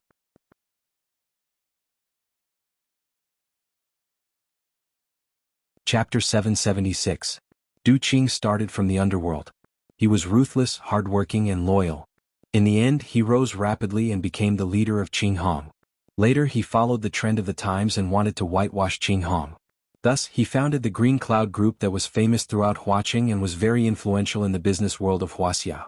Many people felt that the reason why a gangster like Du Qing could become rich was because he was ruthless, hardworking and loyal. In reality, in that kind of era, in that kind of circle, how many people wouldn't be ruthless, hardworking and loyal? But why was it Du Qing who fought his way out? Why was it Du Qing who stepped on their heads? Because Du Qing was smart. In this world, smart people were the scariest. They knew what could be said and what couldn't be said. They also knew what could be done and what couldn't be done. Du Qing coming to see Fang Yen at this time was naturally because of the matter of Li Ye being kidnapped. When he heard Fang Yen mention the Kai family's involvement, he immediately said that he didn't care if it was the Jianghu or the Jianghu, he had people and guns and wanted to destroy the entire Kai family. People with status like him usually kept their words. When he heard Fang Yen say that the Kai family member would rather use the family's wildfire fist to smash his head to pieces than to trade, he immediately changed his view of the Kai family. He praised them as a good man and said that if the Kai family didn't abandon him, he was willing to become sworn brothers with them. With a flip of his hand he could create clouds, with a flip of his hand he could create rain. With a gun in his left hand and a rose in his right. Only by doing something and not doing something could one become a Confucian hero. In Fang Yan's long contact with Du Qing, he felt that Du Qing was indeed worthy of the title Confucian hero. Good at calligraphy, good at drinking tea, admires culture, socializes with celebrities, has a calm temperament and talks elegantly. Most importantly, the brothers around him respected and loved him from the bottom of their hearts. This was also the main reason why Fang Yen was willing to associate with him. The secondary reason was because he had people and guns, and was the king of Huaqing's underworld. He would rather smash his head to pieces than let others recognize him. This means that the Kai family is not willing to admit this matter. We just need to remember this in our hearts. The Kai family's people had character when dealing with this matter, but they still made a mistake first. We don't owe them anything. Young master is right. Du Qing nodded and said, I'm used to fighting and killing. When I hear of such a man, I can't help but admire him. It's easy to turn a good thing into a bad thing. These are all trivial matters. Fang Yen shook his head and said, is there any news? Everyone has been sent out. I received a few calls on the way. They said that they found a suspicious target, but when they went over they found out that it was the wrong target. Du Qing said in a deep voice. These people are all experts and they know how to hide themselves. They came prepared. It won't be an easy task to find them in such a huge flower city. Fang Yen comforted Du Qing and said, don't worry, their target is not Li Ye. I know. Their goal is not for Li Ye, but to force me to submit. Du Qing said with a smile. Little Ye is taking the blame for me. Fang Yen looked at the deep outline of Du Qing's profile and asked, have you decided? I've decided. Du Qing smiled bitterly. In their hands, little Ye doesn't have a better choice. Don't you want to give yourself more time? Or, will there be news of Li Ye on your side or my side? You know what kind of people they are, and I also know what kind of people they are. When dealing with people like this, it's best to follow their heart. They can be willful, but I can't. Du Qing had a helpless expression and said, you should know about Li Ye. Although she is the daughter of my brother, he entrusted her to me after he left. All these years I, Du Qing, have never lacked women, but I have never thought of letting those women give me a son or a daughter. What? I'm afraid. A person like me can be hacked to death on the streets or assassinated in my own room at any time. If I die, how can my enemies who are hiding in the dark, those who have a life and death feud with me, let my family go? If I want to give birth to them, then I need to have the ability to protect them. If I can't protect them, then it's best not to give birth to them. Although I don't have children, I want to have a child. So, Leah is my only child. She is my daughter. Among all the fathers in the world, how many of them are willing to risk their own daughter's life? I understand. Fang Yan said. Although I've already made my decision, I still feel that I should come and say hello to you. Du Qing looked at Fang Yan apologetically and said, if that's the case, I can't help you anymore. Especially at this time. It's okay. Fang Yan looked at Du Qing, looked at this man who knew how to judge the situation and said, you have already helped me too much, this time I owe you. Du Qing laughed and waved his hand, you understand me and I also understand you. Let's not talk about things like you owe me and I owe you anymore. When this is over, let's have a good drink again. Be good brothers again. Fang Yan said seriously. You're taking advantage of me, Du Qing said with some complaint. Then his big hand tightly grasped Fang Yan's hand and said, as long as we're alive, we'll be good brothers again. Lu Chaoga came over with tea. Du Qing took the teacup and took a sip, then put the teacup on the tea table. Du Qing looked at Lu Chaoga with a smile and said, Miss Lu's tea is something I will never get tired of. It's much better than the tea brewed by that last Liya. That last simply threw the tea leaves into the boiling water. Miss Lu, although I really want to finish this cup of tea, time is of the essence and I still have some personal matters to deal with. So, I'll leave this half a cup of tea for now. I'll enjoy it when I come back. Lu Chaoga nodded, looked at Du Qing with admiration and said, whenever Co. Du comes, there will be good tea for you. Du Qing smiled, waved his hand at the two, then turned around and walked outside. He changed into leather shoes at the entrance, put on the coat on the hanger, then pushed open the door and walked out. The bodyguards in black surrounded him, raising black umbrellas to cover his head. His body rushed into the rainforest, tall and straight. Even something like this couldn't make him lower his head and bend his back. Fang Yan and Lu Chaoga didn't send him out, they stood in front of the floor-to-ceiling window and watched Du Qing's receding figure. He's a good man. Lu Chaoga held Fang Yan's hand tightly and said aloud. He's a good man. Fang Yan held Lu Chaoga's hand tightly and said aloud. The wind didn't stop and the rain didn't stop, but tonight the people of Huaqing received something even more shocking than the rainstorm. Du Qing turned himself in. Du Qing, the leader of Qinghong, the founder of Green Cloud Group, the king of Huaqing's underworld these years, was there something wrong with his brain? Why would he turn himself in? One must know, Du Qing's whitewash was very successful. Many years ago he had been working hard to erase the brand of a gang on himself, handing over some of the overly sensitive businesses to others, while he used the funds and connections he had before to run normal businesses or gray businesses that were difficult to define. After experiencing the previous internal rebellion, he almost chased out all the dangerous people in Qinghong. It was also after that incident that Du Qing rarely appeared in the outside world, handing over all the big and small matters to his assistants and his adopted daughter Liya to handle. He could have spent the rest of his life comfortably, he could have lived an enviable retired life. Why did he turn himself in at this time? What else did he need to turn himself in for? Moreover, he had so many underlings he could just find someone to take the blame for him, give him a large sum of money after he came out, and help him take care of his family, right? Wasn't that what everyone did? However, those who understood Du Qing knew that there must be a deeper meaning behind Du Qing turning himself in. For a person like Du Qing, ordinary people couldn't do anything to him. At that time, people who lived off others would feel very proud and could earn a lot of money. As the big brother of Qinghong, he had already seen the future situation and sold off the most profitable business in his hands. At that time, many people scolded him for being a big idiot. In the end, those people who lived off others were either shot to death, or were still in prison singing, "There's not a drop of oil in the cabbage" in their mouths. A few of them had good endings and good luck, but they were only in the business of transporting goods or contracting some sand and stone factories to support their families. How could they be compared to Du Qing, who was a big shot in the business world? Everyone understood one thing: Huaqing was about to change. A storm was brewing. Very quickly, more information was sent back to the people of Huaqing. Qinghong's people were like a pack of wolves, searching for news of Liya all over the world. It was said that Liya had been kidnapped. Then they finally understood the reason why Du Qing turned himself in. However, since Liya had been kidnapped, they could just send more brothers to find her. At most, they could just spend some money to redeem her. Was there a need to turn himself in? What did turning himself in have to do with Liya being kidnapped? Even more people began to scold Du Qing for being an idiot.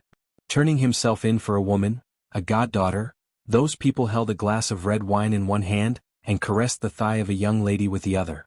Their faces were full of mockery as they scolded, "Only Du Qing would do such an idiot thing. He offended so many people, I'm afraid he wouldn't be able to survive for more than a few days in prison, right?"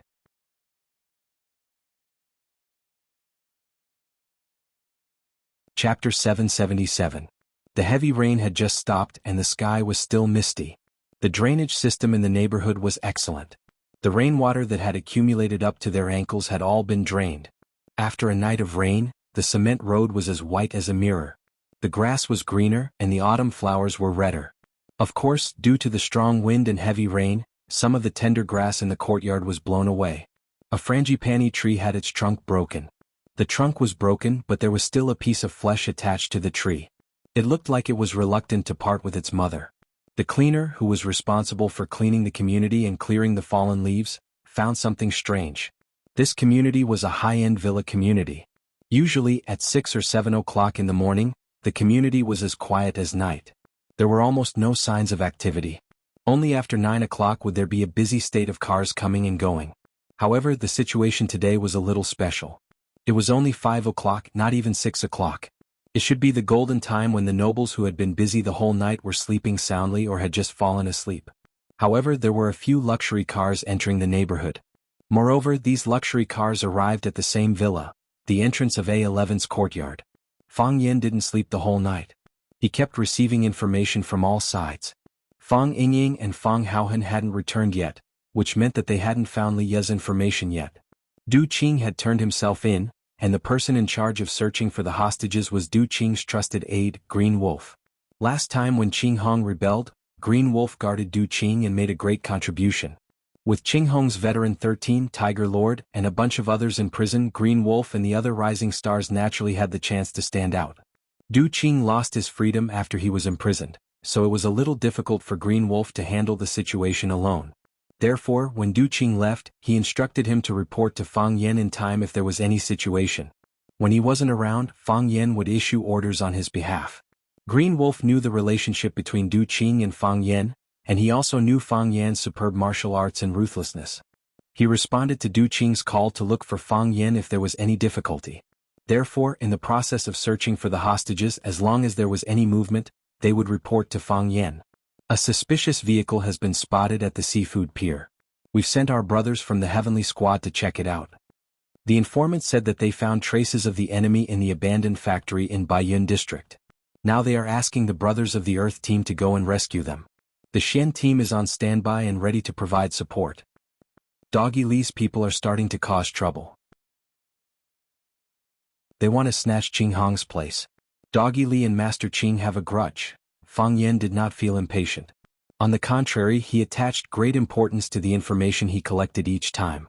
He organized the information one by one, and then kept marking and writing on the map of Flower City. From time to time he would discuss something with Lu Chaoga. Lu Chaoga did not sleep for the whole night. Fang Yen urged her a few times, but she still insisted on staying by Fang Yan's side. When Fang Yan's teacup was empty, she filled it with water in time. Fang Yen was hungry, or rather she felt that Fang Yen was hungry. She went to the kitchen and brought over a bowl of steamed buns with chili oil. If Fang Yen missed something, she would subtly remind him. When Fang Yen had something to discuss with her, she would give her opinion in time. Moreover, these opinions were quite important. The ancients all liked women who were beautiful. Lu Chaoga was not just a simple beautiful woman. She could take charge of a region's affairs, and she could even hold a leadership position in a place where strong people gathered. Most of the information is invalid, and even all of the information is invalid. However, if there is one piece of information that is true, or if there is one piece of information that is true out of 10,000 pieces of information, it means that we have found Li Ye's location. This is very important to us and Li Ye, and it is also very important to Du Qing. This was how Fang Yen explained to Lu Chaoga. Du Qing was his ally and he was his brother. The reason why Fang Yen was able to stabilize the foundation of Flower City was closely related to Du Qing's help. Without the help of Du Qing's tens of thousands of green and red disciples, how could he know everything that was happening in Flower City? If the generals were to start a war against Fang Yen, Du Qing would be the best breakthrough point and target. Du Qing started his career from the shadows. Although green and red had been shuffled several times, how could he prove that he had cleaned up everything? Especially Du Qing himself. Everyone knew that he was the biggest gangster leader in Flower City back then. He was still the same. You're such a big shot, yet you've never done anything illegal before? Had he never shot someone in the dark and buried someone in a deep hole? No. Who would believe you if you said you hadn't? So many of your brothers had gone in, but you, as the leader, were pure and clean, looking like the reincarnation of a good person. Did you think everyone else was an idiot? If it was a normal day, even if others knew about Du Qing's background, they would be helpless against him. However, it just had to be at this moment.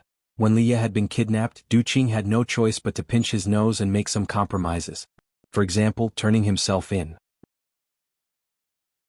Fang Yen did not sleep for the entire night, and Lanshan Valley's willow tree also woke up very early. The news of Leah being kidnapped and Du Qing turning himself in had already spread to everyone's ears. How could they not have received the news? Regardless of whether they liked Du Qing or whether they cared about this gang leader who was born in the wilderness, they were on the same side as Du Qing. Since something had happened to an important person on their side, they naturally had to discuss it with Fang Yen, the core figure. Jiang Shangxin followed closely behind them.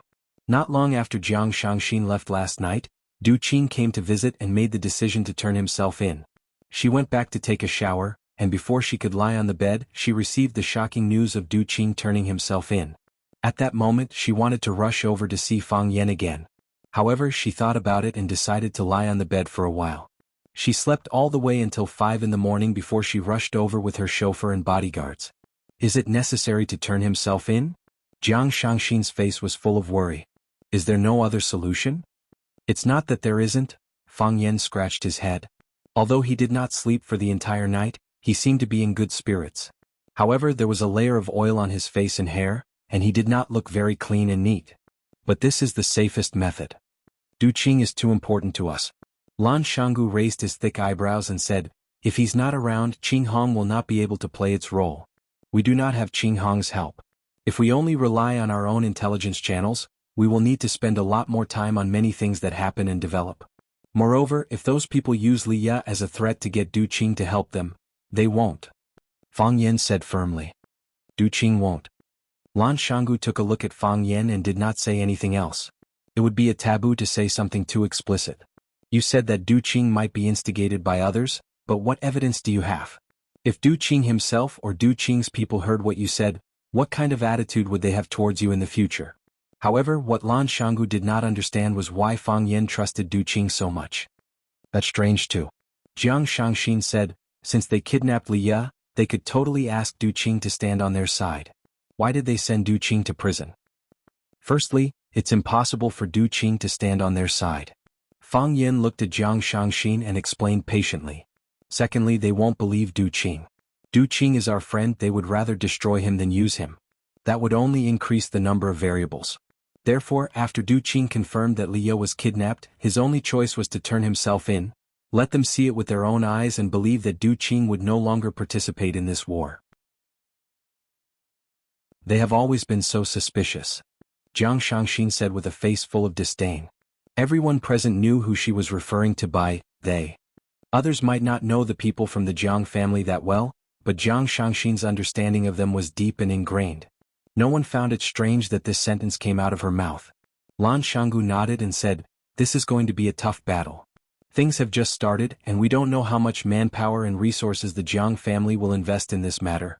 If the entire Jiang family comes forward, we can only passively take a beating. We have been living in a remote corner and have made a small fortune these few years. But to go against a giant like the Jiang family who have not fallen for hundreds of years, there is really no possibility of winning. But we can't just surrender, right? Lu Shu, who had been sitting in the corner of the sofa in silence, said aloud. Lan Shanggu's face was full of sarcasm as he said, I'm just analyzing the situation that we are going to face. If we are only facing the two brothers, Jiang Junling and General Xing, we can definitely fight with them. But if the entire Jiang family is mobilized with just the few of us here, what do you think our chances are? I hope that the Lu family can withstand the pressure and not run away when the time comes. Lu Shu glanced at Lan Shanggu and said, the Lu family will do what they are supposed to do, but it's hard to say if the Lan family can do what they are supposed to do. Don't tell me that the old master of the Lan family is thinking of taking back the power of the Lan family? It was a good plan. When things are going smoothly, they will follow along and take advantage. Once they are in danger, they will immediately jump out and cut off all ties with their own grandson to preserve their strength. Lan Shanggu stared at Lu Shu with a dark and fierce gaze and said in a hoarse voice, Lu Shu, I know that you are willing to be a mad dog, but there is no need to bite anyone you see, right?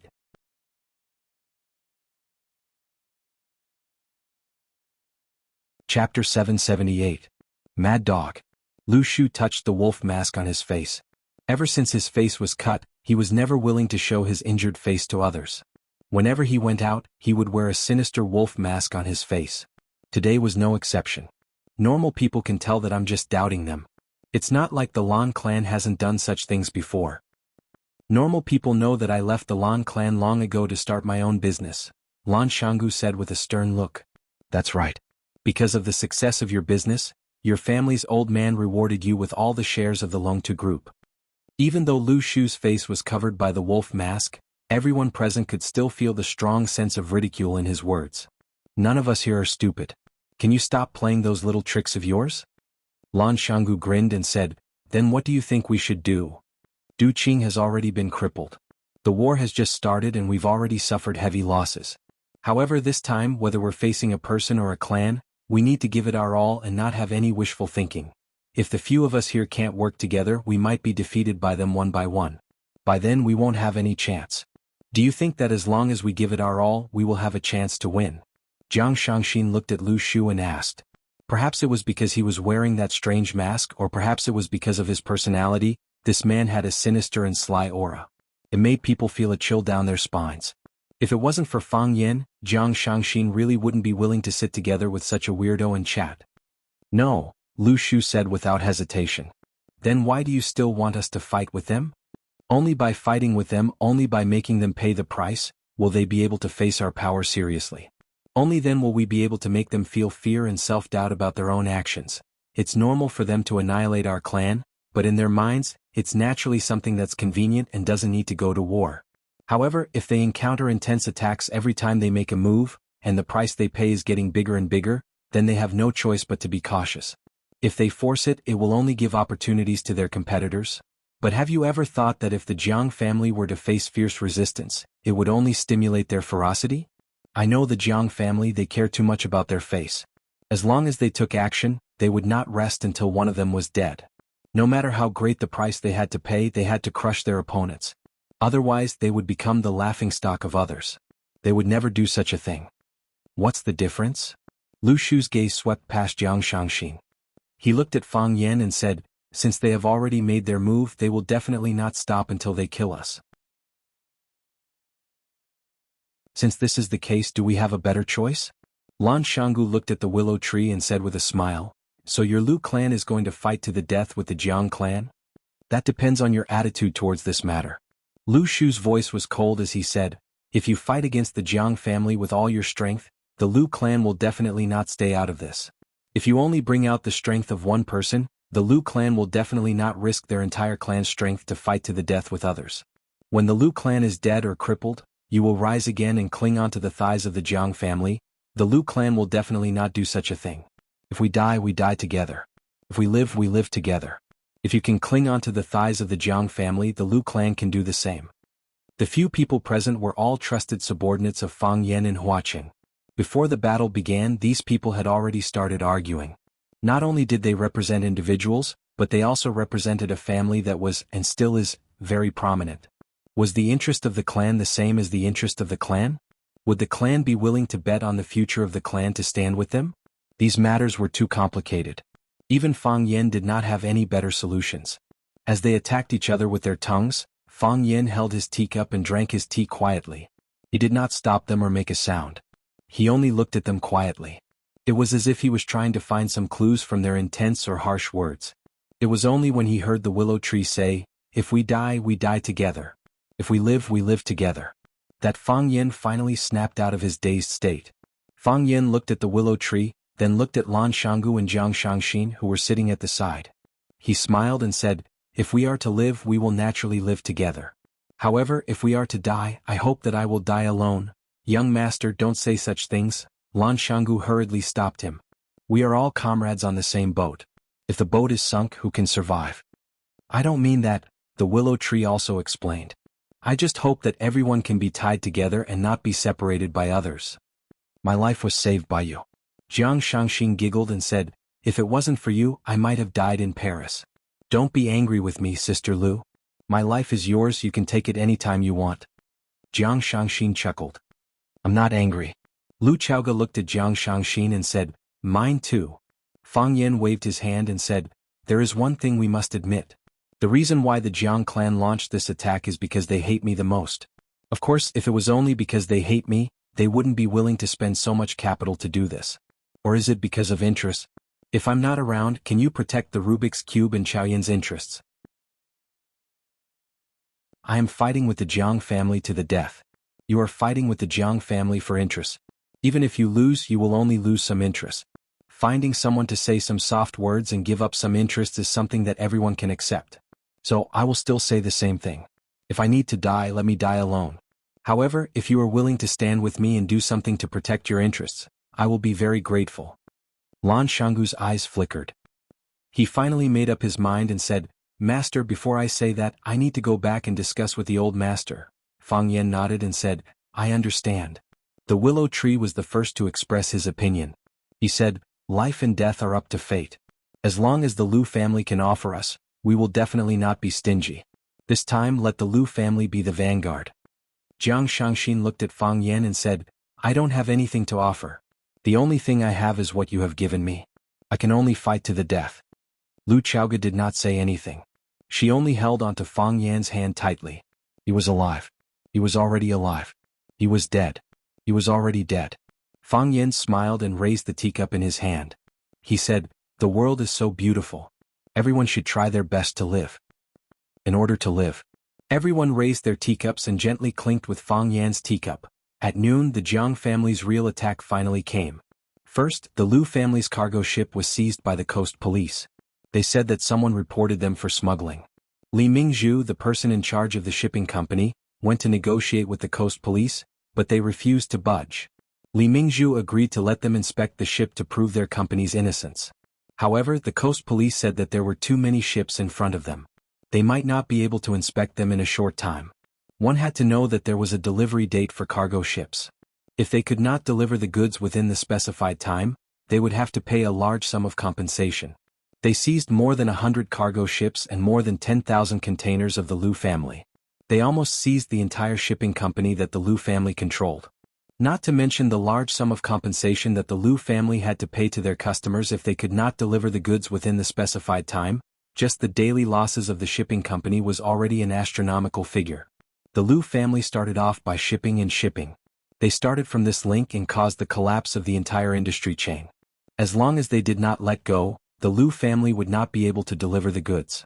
If they did not deliver the goods, they would have to pay double the compensation. More importantly, all the customers would understand that there was no guarantee of safety when working with the Lu family. In the future, which company would be willing to work with the Lu family and ask them to transport goods? This would be a fatal blow to the Lu family. Lan Shanggu did not have a good time either. After he left the Lan family, he established a trading company. In the past few years, he helped Chaoyan to sell the Rubik's Cube products. The company expanded rapidly and was now starting to take shape. However, today the trading company was suddenly seized. It was said that they were involved in tax evasion.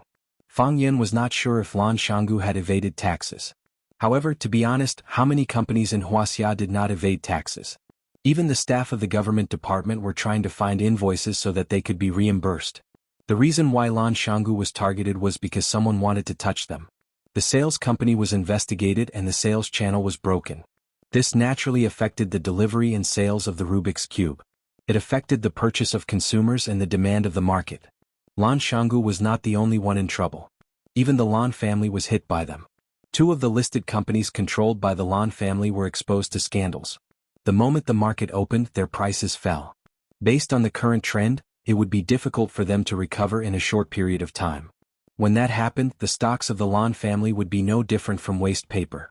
What made Fang Yan the most furious was that Jiang Shangxin met with a car accident when she went to Longtu Group to control the overall situation.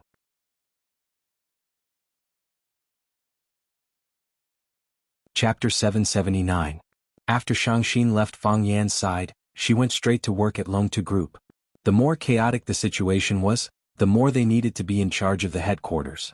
Since the Jiang family had failed to acquire the shares of Longtu Group from Shangxin, they naturally wouldn't show any mercy to this company. The Lan family and the Lu family were facing a huge crisis, and it was still unknown how they were going to deal with Longtu Group. However, the more unknown it was, the more worried and uneasy it was. When Jiang Shangxin's car turned left on Donghu Road, a truck full of furniture ran the red light and crashed into the side of the Mercedes-Benz that Jiang Shangxin was in. Luckily, Shangxin discovered it in time and hurriedly instructed the driver to crash into the green belt in the middle of the road. The front of the truck broke the railing in the middle of the green belt, then it turned around and fled in the opposite direction. The truck couldn't stop in time and crashed into the green belt. The body of the truck tilted, and the entire car overturned in the middle of the road. The large furniture on the car was scattered all over the ground, and the traffic on the entire road was blocked. Jiang Shangxin's bodyguards rushed over and wanted to control the truck driver. However, by the time they arrived, the truck driver had already disappeared. It was as if he had vanished into thin air. When Jiang Shangxin called Fang Yan to talk about this, Fang Yan told her not to go to the office and to find a safe place to stay. Jiang Shangxin insisted on going and said that if she was scared off today, she would fall into the trap of the people behind the scenes. Jiang Shangxin gritted her teeth when she talked about those people. It seemed that this assassination incident had made her hate her family to the core. Fang Yan had no choice but to send a group of elites from Green Wolf to Longtu Group to be in charge of Jiang Shangxin's safety. Green Wolf agreed to Fang Yan's words and immediately sent a group of people to Longtu Group to carry out the mission. Fortunately, Green Wolf had a strong foundation. Otherwise, under the situation where they needed manpower in all aspects, their small business wouldn't be able to hold on. Compared to the huge crisis encountered by the Lan and Lu families, Chaoyan Technology was calm. Nothing unusual had happened. It was as if the Jiang family had deliberately forgotten about it, or they simply did not know the relationship between Fang Yan and Chaoyan Technology. However, in the eyes of Fang Yan and Lu Chaoga, this was not a lucky thing. Everyone knew that Chaoyan Technology belonged to Fang Yan and Lu Chaoga, as well as the Qin family. If the Jiang family made a move against Chaoyan Technology, they would naturally anger the Qin family and force the Qin family to retaliate. This was clearly unwise. The Jiang family didn't touch Chaoyan Technology because they didn't want to anger the Qin family. However, another possibility could not be ruled out. The Jiang family and the Qin family had reached a consensus, sacrificing Fang Yan and Lu Chaoga in exchange for control of the entire Chaoyan Technology. Chaoyan Technology had the Rubik's Cube, which was coveted by the energy industry all over the world. The Rubik's Cube was a hen that could continuously lay golden eggs. Even a family like the Qin family could not resist the strong temptation it emitted. If the Qin family had really reached a secret agreement with the Jiang family, it would be a disaster for Fang Yan. Don't think too badly of the outcome. Looking at Fang Yan frowning in front of the map of Huaqing, Lu Chaoga's heart ached. She tried to persuade him. Maybe they are just afraid of angering the Qin family. With Chaoyan Technology's current important position in the Qin family's entire industry layout, attacking Chaoyan is equivalent to attacking the Qin family. The Qin family will definitely not tolerate it. They are very cautious. Lu Chaoga did not go to Chaoyan Technology to oversee things. After Jiang Shangxin got into a car accident on her way to work, Fang Yan stopped Lu Chaoga from going to work. He didn't want Lu Chaoga to encounter the same thing again. He didn't dare to take the risk. He could lose, but he would never gamble with the lives of Lu Chaoga and the people close to him. Moreover, even if Lu Chaoga didn't go, Chaoyan Technology could still hold on. The people from the Qin family were all at their posts.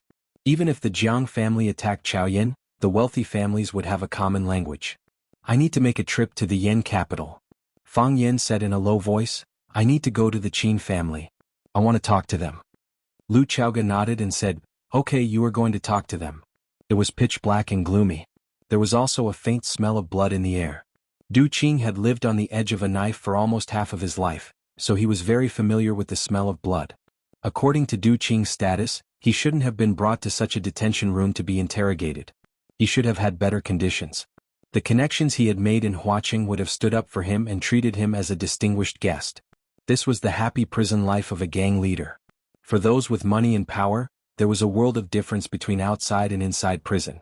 But similarly, inside prison, there was a world of difference between their lives and those of ordinary prisoners. The treatment they received in prison was a life that many prisoners couldn't enjoy on the outside.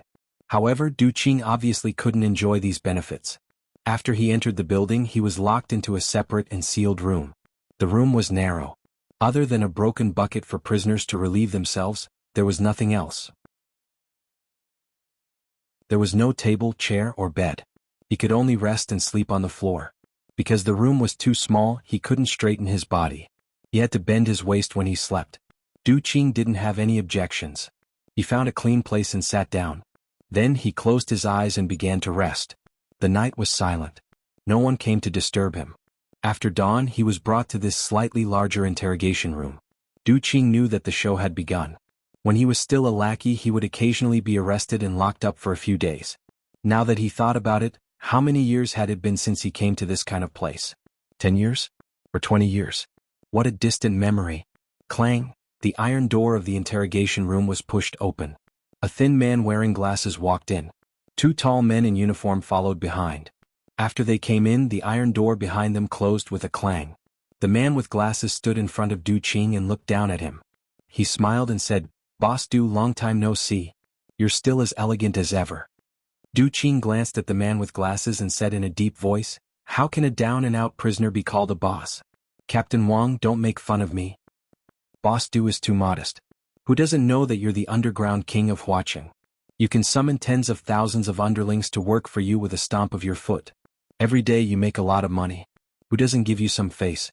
Wang Dequan adjusted the glasses on the bridge of his nose and said jokingly, "I don't get it. I really don't get it. The mighty Boss Du came to the police station to turn himself in, and even fell into my hands. Boss Du, do you still remember our friendship in the past?" "I remember." Du Qing nodded. "Back then you came to my place to collect protection fees. My brothers lifted you up and threw you out. Du Qing, you didn't think that you would end up like this, did you?" Wang Dequan said coldly with a dark look in his eyes.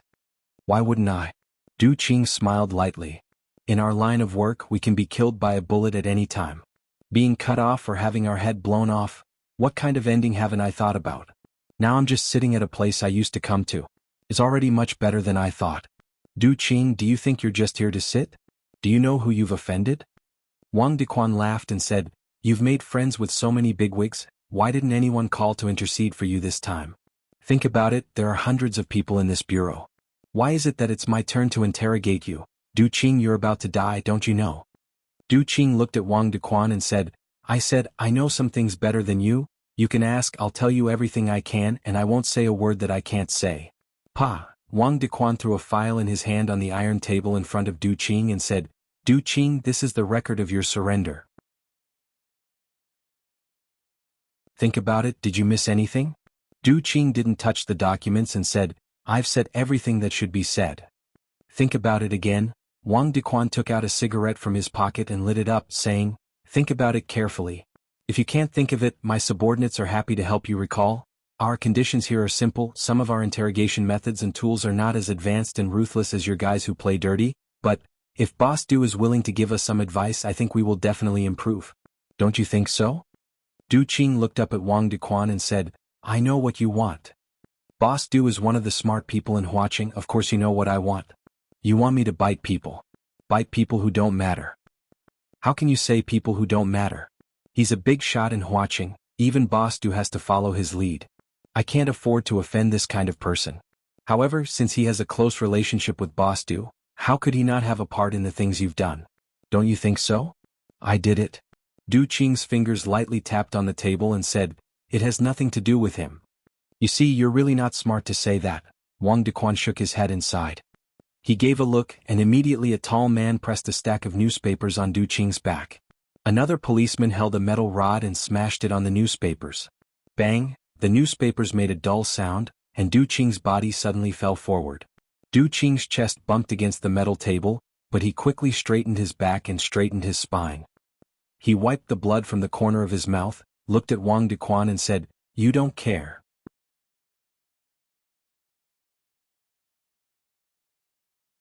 Chapter 780. Fastidious. Wang Dequan looked at Du Qing and laughed. When Du Qing was punished, there was a sense of pleasure in his heart. When he was still a small policeman, Du Qing was high up and didn't put them in his eyes at all. He went to his place to collect some protection fee. Oh no, management fee. Du Qing actually dared to order his underlings to carry him out and throw him on the street. As time went by and his position rose, it was harder for him to let go of that incident. That incident was like a fishbone, deeply stuck in his throat, unable to get out or go down. Du Qing, he was just a gangster leader, how dare he treat him like this? He had held grudges for many years and waited for many years. If Du Qing hadn't voluntarily surrendered himself, if someone hadn't wanted to trample him to death, he would never have exposed his dissatisfaction with Du Qing. After all, he was now a famous business tycoon. However, he had offended someone he couldn't afford to offend, he had to surrender himself to the police station, and someone sent him to him. With so many coincidences added up, if he didn't know how to grasp it, he would have been wronged for so many years in vain. Now Du Qing's life and death were in his hands. Even if he asked someone to beat him to death, it could also be said that he had a heart attack. Anyway, he had checked Du Qing's information, and Du Qing had a lot of small problems. Wang Dequan seemed to have heard the best joke in the world. He held his stomach and laughed until he couldn't breathe, saying, "Fastidious? Did I hear it wrong? A gangster leader told me that I'm not fastidious? What is this? It's like a murderer telling us, you don't respect the law." "Ah, Du Qing, are you confused? Such words, how can you have the nerve to say it? You're not fastidious." Du Qing didn't laugh. His forehead was dripping with blood, and the blood slid down his cheeks, giving him a kind of mournful and sinister temperament. "You weren't fastidious back then and you're still not fastidious now." Du Qing looked at Wang Dequan and said, "Do you know why I asked someone to throw you out? When others came over, I would give them good cigarettes and wine, and I would not miss a cent. But you're different from them. You're not fastidious and you directly doubled the money we should pay. You broke the rules. If I had promised you that time, you would soon have quadrupled it, 8-fold, 16-fold, until we could not afford it. Gangsters are people too. They need to look after the place, wash the dishes and serve the customers to earn money. If you take away so much, how are they supposed to live? What happened back then is already in the past. I'm talking about the present. As the saying goes, you can see the old from 3 years old. You haven't changed much from how you were back then." Du Qing's lips curled into a smile as if he was mocking Wang Dequan for not growing up. "You're not at all particular now. You should know that when everyone's status reaches a certain level, everyone will part on good terms. Harmony breeds wealth, right? I know you have a heavy responsibility on your shoulders, so I won't make things difficult for you. I've told you everything that I should. My explanation is equivalent to giving an explanation to the higher-ups for you." Du Qing gently shook his head and said, "I'm thinking for you, but you're not thinking for me at all." He looked back at the two men in black who were responsible for the torture and said, "What is this? Playing with torture? You're not smart, so I can only think of a way to make you smarter," Wang Dequan said coldly. He didn't like Du Qing's gaze. He didn't like Du Qing's smile. He didn't like how Du Qing still dared to look at him like that even though he was already a prisoner. "Du Qing, if you've come to your senses, then hurry up and tell us the truth. Tell us the truth. Did someone instigate you to do those things? Is there something else you're hiding from us?" "Wang Dequan, I can tell you honestly that Fang Yan is a good person. He's a good person who can go to heaven even if he dies. He wouldn't instigate me to do those things. If he knew that I did those things that you think I did, he would immediately cut off all ties with me. In this world, not all successful people are as dirty as you think, and not all people are as unscrupulous as you think. I've said it before, I've said what I should say. I won't tell you a single word of what you want to hear. There's a path to heaven that you don't want to take. All right, Du Qing waved his hand. When he waved his arm, the shackles on his hands clanked. "I'm more familiar with these lines than you, and I can say them with more vigor than you. What are you going to do? Hurry up and start. You've got guts and loyalty." Wang Dequan clapped his hands and laughed. Soon, his expression became as gloomy as iron. He shouted, "Loosen his bones, let him sober up."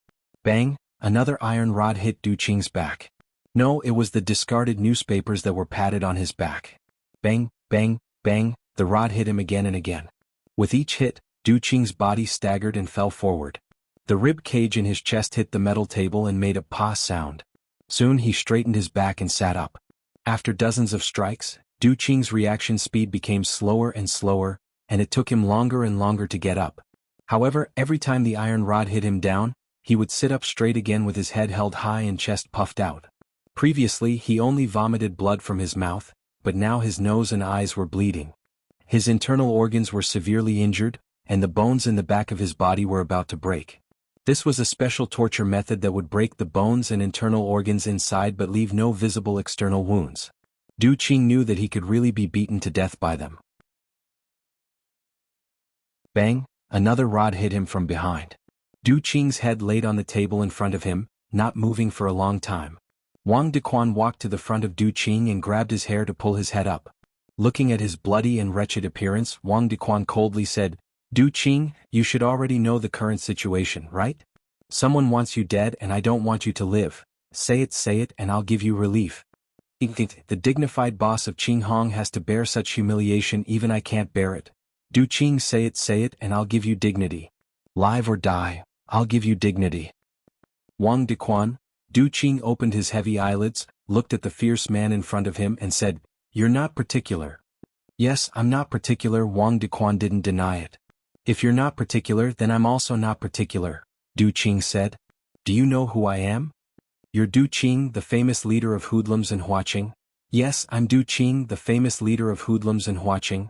Tell me, if I die in your hands, what will you do? Wang Dequan smirked coldly and said, Du Qing, what? Are you revealing your true intentions? Are you threatening me? Why don't you think you're a dying man? What right do you have to threaten me? Wang Dequan, do you know? Although I, Du Qing, have countless women, I've never been single. I know you're a playboy. Men like you who have done too many bad things are afraid that your son won't have an asshole. I don't have a wife or son, so I don't have any scruples. Wang Dequan, you do. You're different from me. What do you mean? Wang Dequan's expression froze and asked in a low voice. You're not particular, so I can also be very particular with people who are not particular?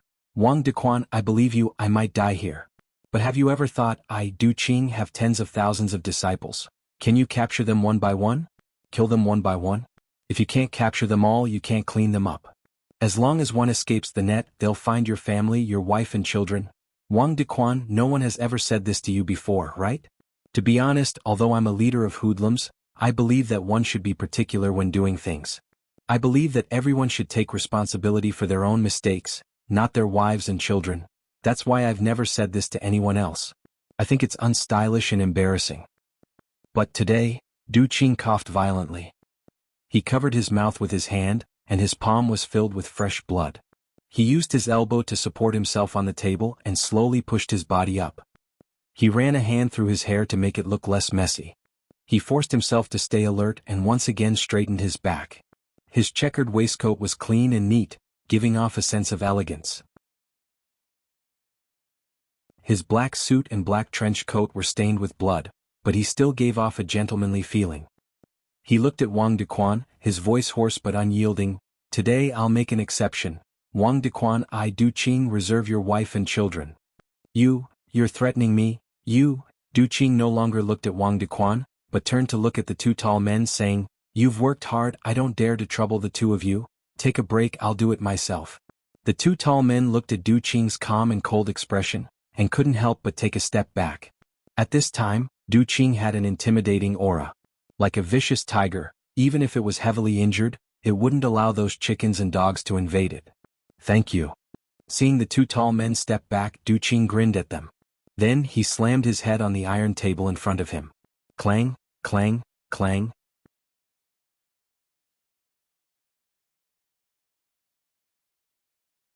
Chapter 781. There was a saying in Jianghu, the arrogant are afraid of the stupid, and the stupid are afraid of the reckless. In the process of promotion, Wang Dequan had also done a lot of things that crossed the bottom line. He had always thought that he was a dangerous man who did not care about his life. However, after seeing Du Qing's performance at this moment, he realized that compared to his own self-awareness, he realized that he was simply not up to par. It wasn't that he didn't care about his life, but he was just being unreasonable. For so many years he couldn't even be arrogant. What a cruel truth. Clang, clang, clang.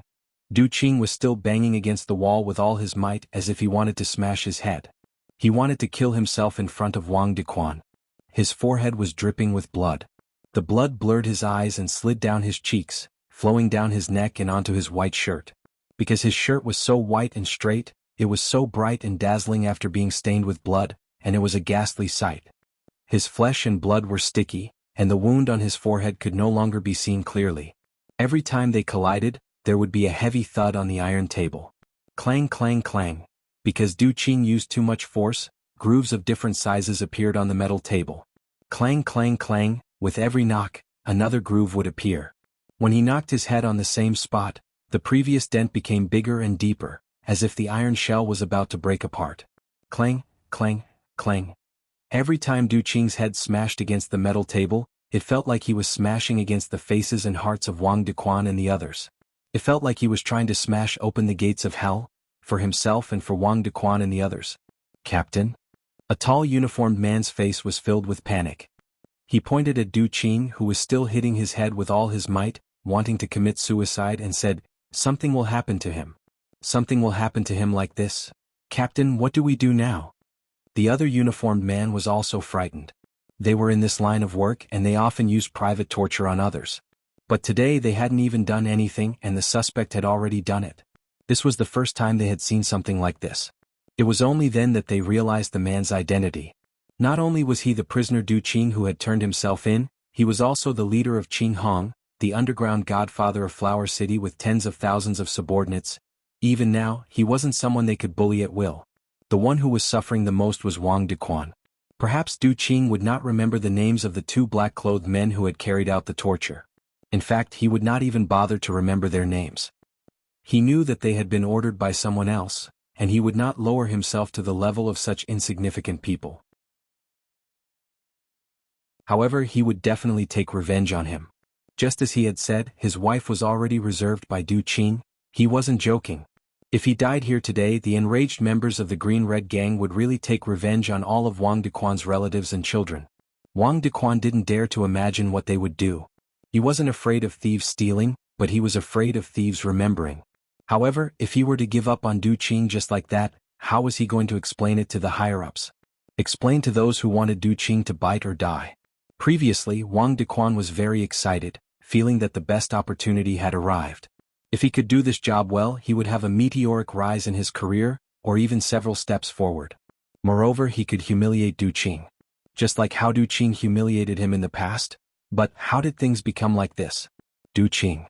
Wang Dequan's forehead was drenched in cold sweat as he clenched his teeth and shouted Du Qing's name. Quang. Du Qing acted as though he didn't notice it as he continued to knock his head hard. His strength was getting weaker and his speed was getting slower and slower. His eyes were already finding it hard to open. He was relying on his body's inertia to do this. You bunch of trash. Wang Dequan finally couldn't hold on any longer. He scolded the two tall men. Hurry up and stop him. Do you really want to see him die in front of you? Let me tell you, I, Wang Dequan, have to bear the responsibility. None of you can escape. When the two uniformed men heard Wang Dequan's order, they hurriedly supported Du Qing on his left and right, preventing him from knocking his head on the metal table again. Bang! Du Qing was still using his head to knock forward, but this time, his head knocked onto the chest of one of Wang Dequan's men.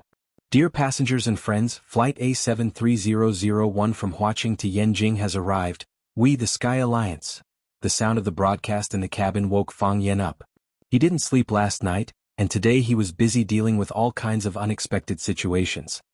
He was also busy rushing to the airport before the matter was over, so his body was indeed a little tired. He naturally couldn't waste some rest time on the plane. He always needed to maintain his best mental state. The battle had just begun, who knew what would happen later? He opened his eyes and looked out the window. The sky was gloomy and it was still drizzling outside. This made Fang Yan's mood even gloomier, and he could only secretly pray in his heart that everything would go smoothly on this trip to Yanjing. Fang Yan came to Yanjing alone, and he didn't bring any luggage. After the plane landed, he directly took the flight company's VIP car and left first. When he walked to the exit, he immediately saw a tall and handsome man who was like a statue of a Greek god standing at the exit to welcome him.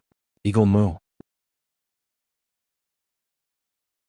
Because of Eagle Moo's outstanding appearance, all the people at the exit looked at his face.